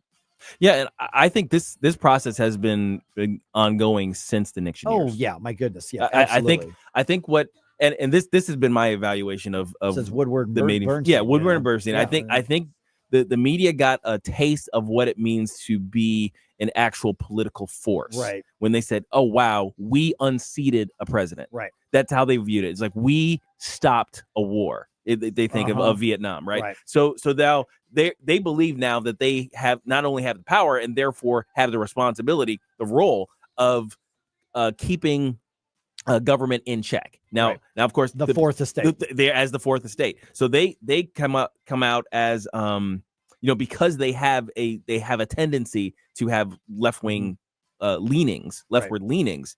Then their role becomes now, as it develops, to impose their left-wing ideology onto the public as well as the government. And we're seeing, or I should say, they are seeing pushback for the first time in a long time. Well, see, I actually think that there is a role for media to keep government in check, including straight up journalism. Yes. But when I was in journalism school, now my degree is communications. I switched it from J school to communications, but I took the journalism classes, I took the ethics classes, I took the law classes, and it's interesting because I would say there is a role for media to keep a check on the government. And we're seeing that in social media right now. And we're seeing that in alternative media right now as well. That's why a free press is built into our Constitution. Crucial. Even a biased press is crucial that we have a free press, whether they're ethical or not. I'll defend that, but true journalism, which basically doesn't exist anymore. Yeah. Not sure it ever existed, honestly. Questions everything from the perspective of the people. Right. Okay. That's what's missing now. I remember early in my career, years ago, I was in I was in Columbia. It's a very small market, and you get a lot of journalism students there, and they are being taught, you're going to have an impact. Mm-hmm. You're going to make a change. Yeah. And then you ask these young journalism wannabes, so why did you choose journalism? Why do you want to be a journalist? Like, I want to change the world. I want to make a difference. Right. That's not journalism. That's not your job. That is not your job. Not at all. Now, I will say though, if journalism was being done, it could change the world. Yeah. In that, keeping the voting public informed about what our government is doing, keeping a watchful eye on what's our representatives are supposed to be doing and what they're saying.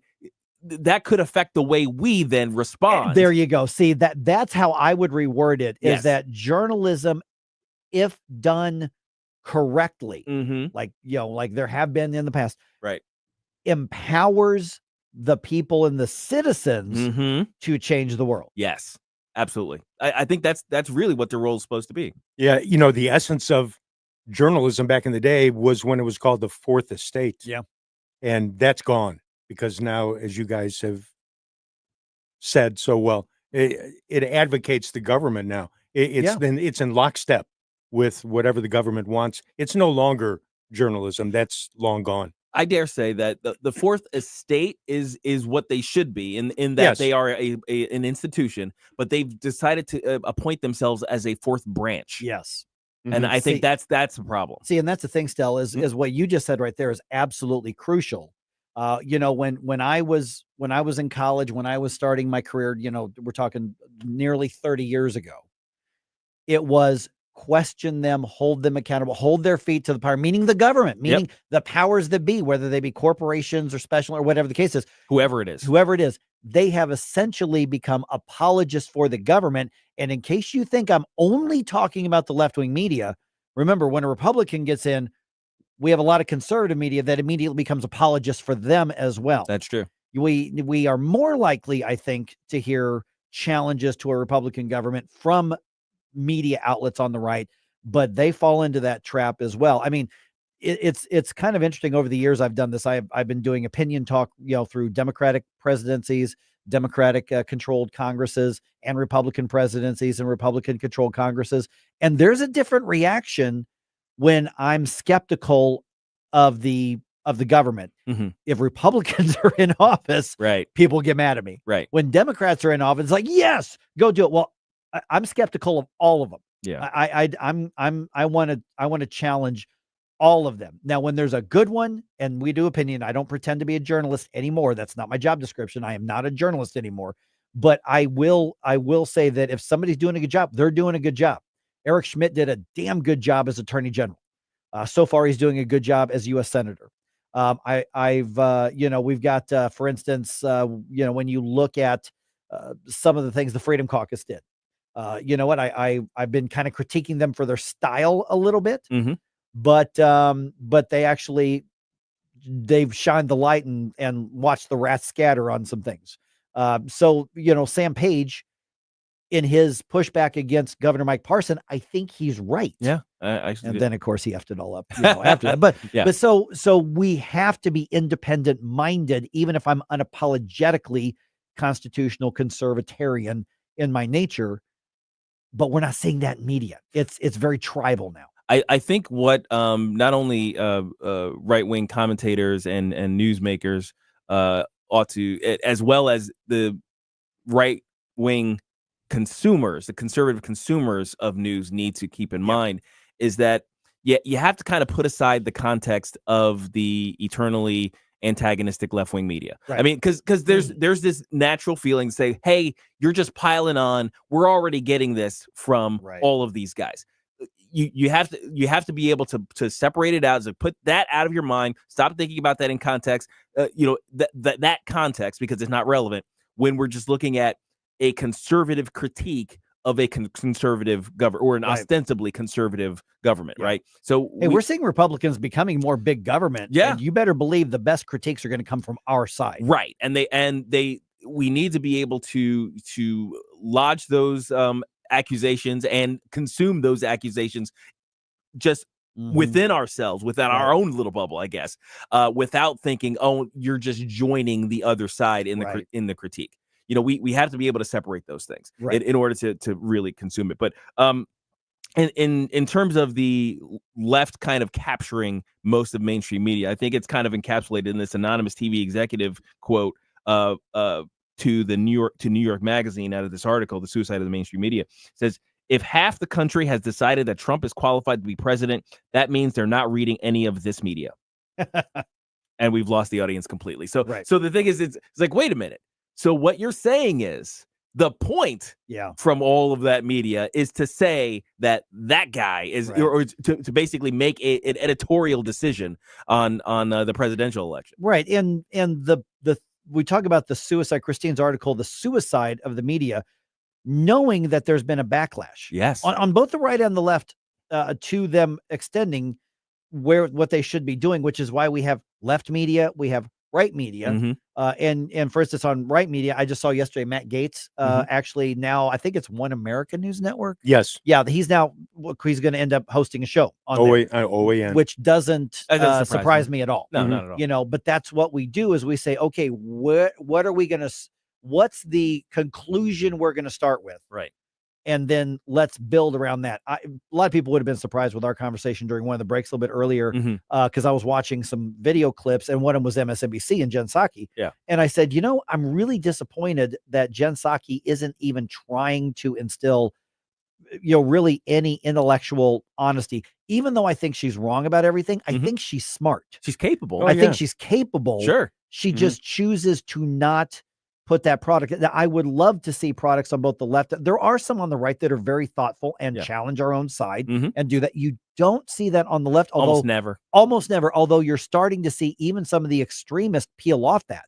It's true. Cenk Unger from the Young Turks. I'm That's true. Where did this come from, where he's now criticizing his own side? That guy's as tribal. He's the tribal chief wannabe on the far left. And even he's going, okay, there are some things the other side's getting right. There are some things Trump's getting right. And when you're hearing that from him, that's wild. Yeah, that's bizarre. Similarly with his co-host Anna Kasparian, she's been saying a few things. She's like, she had one commentary on Twitter. She had one comment, and she's like, "Okay, guys, the election's over. We can be honest about this now." Right? She really, and I mean, let's be honest. If you watch her at all on TV, you or on social media, it's like if you're single, she has got an entire collection of red flags that you should never, ever date somebody like that. She's a walking red flag. Oh, she's massive red flags. But it's interesting. It was telling to say the election's over. Now we can be honest about that. Right. I have been in the press pit. I remember covering the election night, and I'm at an election night watch party. I'm sitting there with a bunch of people from Washington, D.C., and I was running a statewide news organization at that time. And I remember talking to the national media. They're like, we've been telling everybody this was close, but we've known that Obama was going to beat McCain, all along. But, we had to keep our readership up. Just the horse race going, as a right? matter of fact, saying, of course, we lied to people about the shape of the race. You know, of course. And, well, that's how we keep our audience. Right. So the suicide of the media, we would not have all the alternative media we had right now if there weren't a demand for it in the market. Absolutely. And of course, the suicide aspect of it is that, they know they could change course and win back at least some level of respectability and some measure of audience, but they don't. They can't because they're so steeped in ideology. Well, it's hard for them to practice journalism in mainstream media when everything's an agenda. Yeah. Right. For them. Right. Yep. Exactly. Yeah. Corporeal being on Rumble regarding Jen Psaki saying she's planning to circle back to that. to circle back to intellectual honesty. Yeah. Eventually. 101 says, yeah, Mike, Banana K is kind of hot. That's why you got to look for the red flags, dude. Have you not seen? Don't get taken in. Have you not seen the hot crazy Matrix? Yes. You have. She's in the crazy. Top right.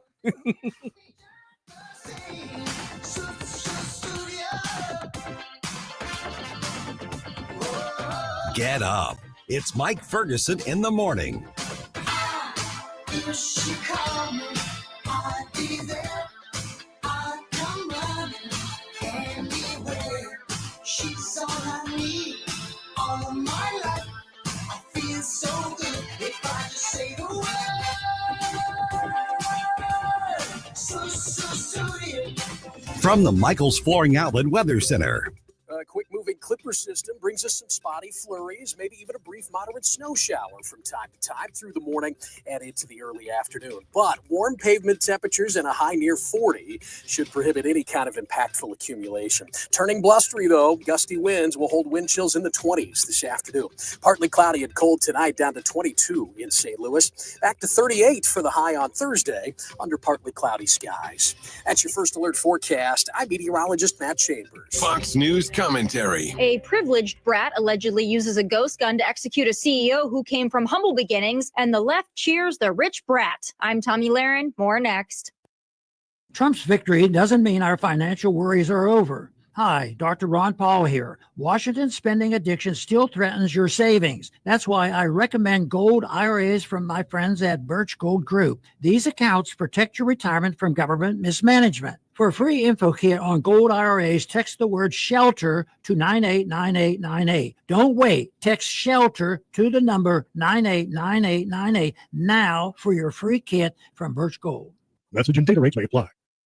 Fringe leftists on the internet don't know who they hate anymore. The suspect accused of murdering United Healthcare CEO Brian Thompson is Luigi Mangione, a 26-year-old kid from a well-to-do family who attended a private and expensive all-boys high school in Maryland. His family reportedly owns a golf course, a radio station, and is one of the most prominent families in Baltimore County. His last previous address was in Honolulu, Hawaii. The man he allegedly killed, Brian Thompson, on the other hand, came from humble beginnings, didn't attend an Ivy League institution, worked his way up in the healthcare industry for 20 years before becoming the CEO, and by all accounts was a humble and simple guy. But because he worked his way up to being a CEO, the fringe weirdos online find joy in his murder and counted him as a parasite that had it coming. What a joke. I'm Tommy Lahren, and you can watch my show, Tommy Lahren is Fearless, at Outkick.com.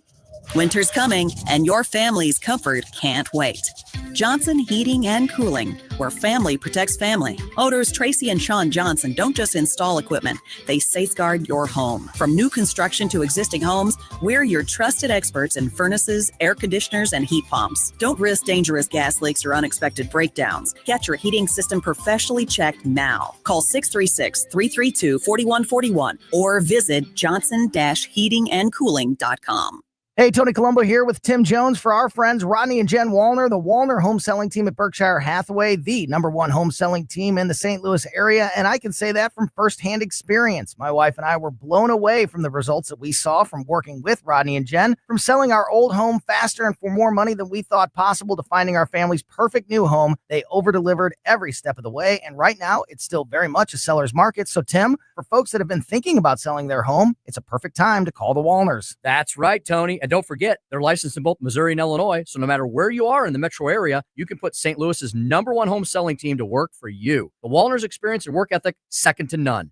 And of course, the numbers speak for themselves. The Wallners sell 15 times more homes per year than the typical realtor. Right now, they're working with so many qualified buyers, they'll guarantee to obtain you an offer. If you've been thinking about selling your home, don't wait. Call the Wallners now at 314-810-SOLD. That's 314-810-SOLD for the Wallner home selling team. Whether at home or at work, you're mobile.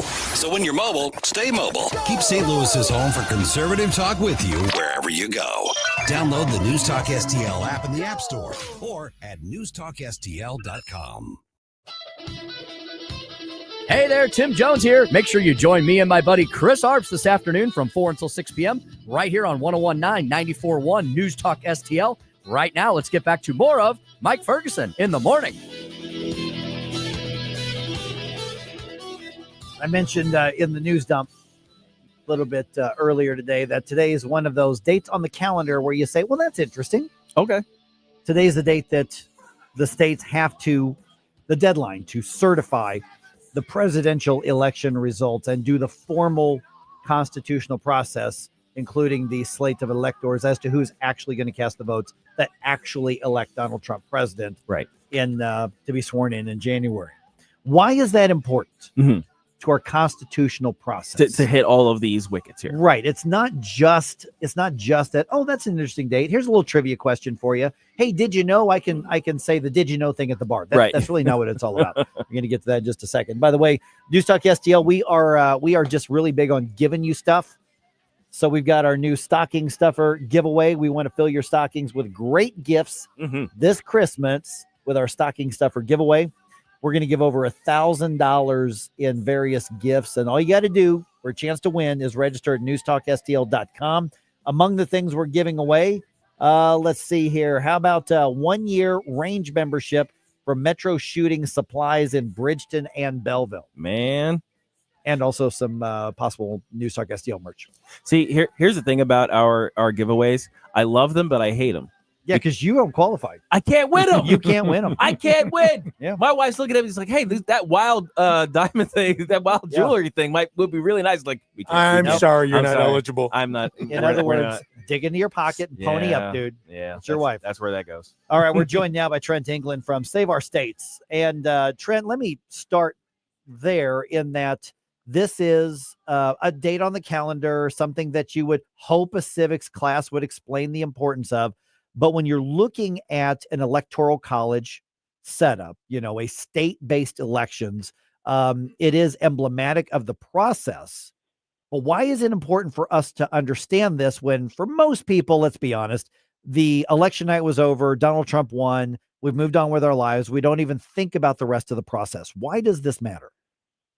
Yeah, today is the reminder that this really is a state-based process, and it's a place where the federal power, the Constitution lays this out. There's federal statutes that then fill in some of the blanks, and then there's state laws that go, from there and fill in some of the details at the state level. But it's a reminder that our presidential elections really are state elections, and today is the day that our governors are required under federal law carrying out this constitutional authority. Our governors are required to certify the election and basically to make it official which slate of electors are chosen in our state. And then a week from today, those presidential electors will meet in state capitals all around the country. They never meet all together. The Electoral College, meets within each state capital and will cast the official votes for president. But the key date from a legal perspective really is today. The election the first round of the election is over, and the second round of the election, where the presidential electors are chosen and then go to vote, really that process begins today. Morning, Trent. Gabe Pfeiffer here. So I think a lot of voters look at these sorts of things as, I mean, like Mike said, interesting to know, and they would appear mostly ceremonial. But do these serve a function beyond simply ceremony? Yeah, it really does matter. And, I think the last election in 2020 reminded people of that. We can look at some other historical examples. If there is a problem in the election, and I think one of the things that we discovered in 2020 was that it's a real problem if our state legislators don't understand this process, right? If our state officials don't understand this process and their role in it and what power they have, what power they don't have, that can become a real problem when there are questions about the election, questions about the way some states are operating, and even this year, frankly, we have seen California, incredibly slow to count their votes. New York doesn't get as much bad press, but they're basically the same way and have been a lot worse in some recent past elections. And so it does matter, because we're going to see that some of these blue states with really bad election practices, they have to certify the election today, but they probably will later on issue new vote totals that will reveal that they actually didn't really meet their obligation to count all their votes even by today in some of these blue states. So there are important things to know when things go wrong. And also it's kind of a test of some of these, what I think are, really, really irresponsible election practices in some of these blue states.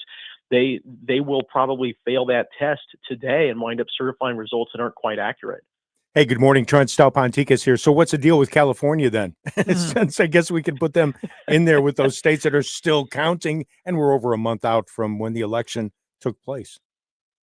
That's right. I mean, the problem in California and some of these other states is primarily that they vote by mail and they don't have really hard deadlines to get ballots in. This is something that there's actually a court case that may clarify this, because federal law says the election day is supposed to be election day, and the courts may actually step in before the next election and say, no, look, you can't just allow ballots to trickle in for weeks after the election. You actually need to have all of the ballots in hand on election day. But that's not how they've done it in California in recent years. They allow ballots to come in really late, and then they have this convoluted process of adjudicating ballots, basically trying to figure out if ballots should be counted or shouldn't be counted. And the way they do all this, it's really a lot of bad election practices that come together. They have same-day voter registration. They try to conduct their elections entirely by mail. All of these things come together to create a process that, as the whole country and even the world has observed this year, just doesn't work very well. So, I'm hopeful that, between the federal courts and Congress, I think we may see these blue states forced to clean up their act before our next election. That was actually a part of my question, is where does the federal authority and the state authority sort of separate here? Because obviously, like you said, it's a state process. Each state gets to decide a certain level of things, but you would think that the federal government has an interest in providing some sort of uniformity and oversight. Yeah, that's right. It's interesting with our Constitution. People talk about separation of powers, and separation of powers is really important, right? We separate the power that the president has from the power Congress has, the power that the federal government has from the power of our states. But that power is also made to overlap so that we have lots of checks and balances, and we definitely see that when it comes to elections. Congress clearly has the power to regulate a lot of things, not everything, but a lot of things about federal elections if they choose to. But otherwise, there are many things that are left completely to the states. States have full control over their state and local elections, as long as they're not violating people's civil rights, violating protections in the Bill of Rights and the 14th Amendment. But that's, Congress does have the power to sort of create a framework for how federal elections, including our presidential elections, play out. And, even just a few years ago, we saw them update what's called the Electoral Count Act, which sets out these deadlines like today. Congress actually shifted these things a little bit to try to make sure that there's plenty of time when there are disputes. But then the states get to establish, a lot of things about how the election actually ran, right? Like we say, sometimes for better, sometimes for worse when we see these states that aren't able to conduct elections efficiently. But ultimately, a lot of that power is still in the hands of state legislatures. Okay, so Trent, we're visiting with Trent England from Save Our States. So the last minute or so we've got here, is there anything that we could be doing at a state level or at a federal level? I personally like the idea that we've got 50 state elections, and I try to remind people we do not have a national election. We have state elections based on the electoral college process. Is there anything we could be doing to refine and improve or just protect that process as opposed to what a lot of other people would want, which would be the national popular vote, which I think is a terrible idea? Yeah, I think that one of the things that we do want to highlight, that we've talked about California, we've talked about these states that do a bad job, but it's so important to highlight that we know those states are doing a bad job because we've got a lot of other states that run their elections incredibly well, right? And with Florida usually being kind of held up as the gold standard, not just because they do elections well, not just because they're a big state, but because everybody knows that 25 years ago, Florida was an election disaster, right? And, that state legislature has improved their elections almost every single year since the 2000 election debacle. Almost every single year they've had multiple election law changes, just kind of incrementally making that system better. And so I think highlighting these states that are able to get election results on election night. I know I live in Oklahoma. We know the results in virtually every single election within Oklahoma within a few hours of the polls closing. So I think that's a really important thing to do, to educate people about what our states are doing well and the ways that our states can run elections, really world-class elections, right? The way that I think, when I was a kid, at least, we were used to getting results right away. And, we don't want to dwell on the failures in California. We want to show that, states are leading the way to having a great, strong democratic process within our republic. All right. So we learned more about Save Our States and your Electoral College 101 website. Where? Yeah, so electoralcollege101.com is a great place to learn about the Electoral College, and folks can find the work that we do at saveourstates.com. All right, homeschool families, there you go. Find that. All right, Trent, good talk to you. Thanks so much. Thanks, Trent. Thank you. All right, 314-912-1019, and then there's another step in the process on the 17th, and then of course you get into certification and all that. Yeah, exactly. So yeah, it's fascinating. But we have to have these processes if we're going to have a constitutional electoral college system. And there's a good reason for having that. By the way, Mike. Yeah. Little side note here. Yeah. Since you're a metalhead, the drummer of Iron Maiden is retiring. I think his last show was over the weekend. I think so. 42 years. Jeez. 42 years. That's a lot of drumming. That's a lot of drumming. Coming from a drummer. Especially with a band like this, where it's not like, okay, here's a little bit of pop music where you're this is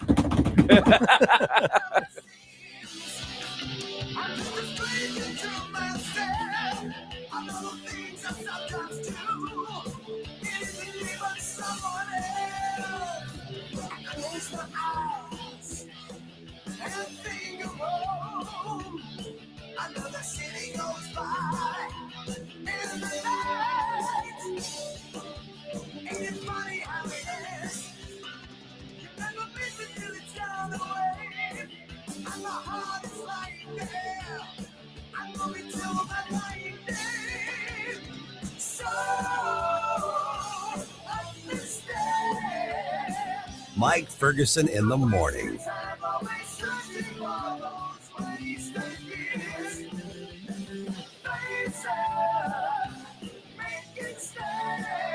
Hey, Colombo here for Intervine, a great local company that has customers all across the country due to the quality of their products. Intervine has the best flashlights, lanterns, headlamps, and even batteries, including the new Monster 2000 Lumen waterproof lantern and the Sentinel 2000 self-defense flashlight.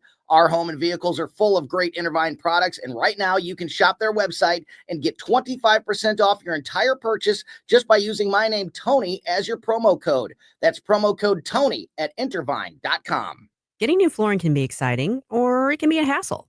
To make sure you have a great experience, use Michael's Flooring, like I did. Hi, it's Susie Moore, and Michael's Flooring has become my go-to for quality, variety, and an all-around great experience. They've been locally owned and operated for more than 30 years. Carpet, hardwood, laminate, ceramic tile, natural stone, luxury vinyl, it doesn't matter. Michael's Flooring is ready to help. 3 locations to pick from: St. Peter's, Darting Prairie, and Creve Coeur, or online at igotfloor.com. That's igotfloor.com. Hungry for the best steak you'll ever have?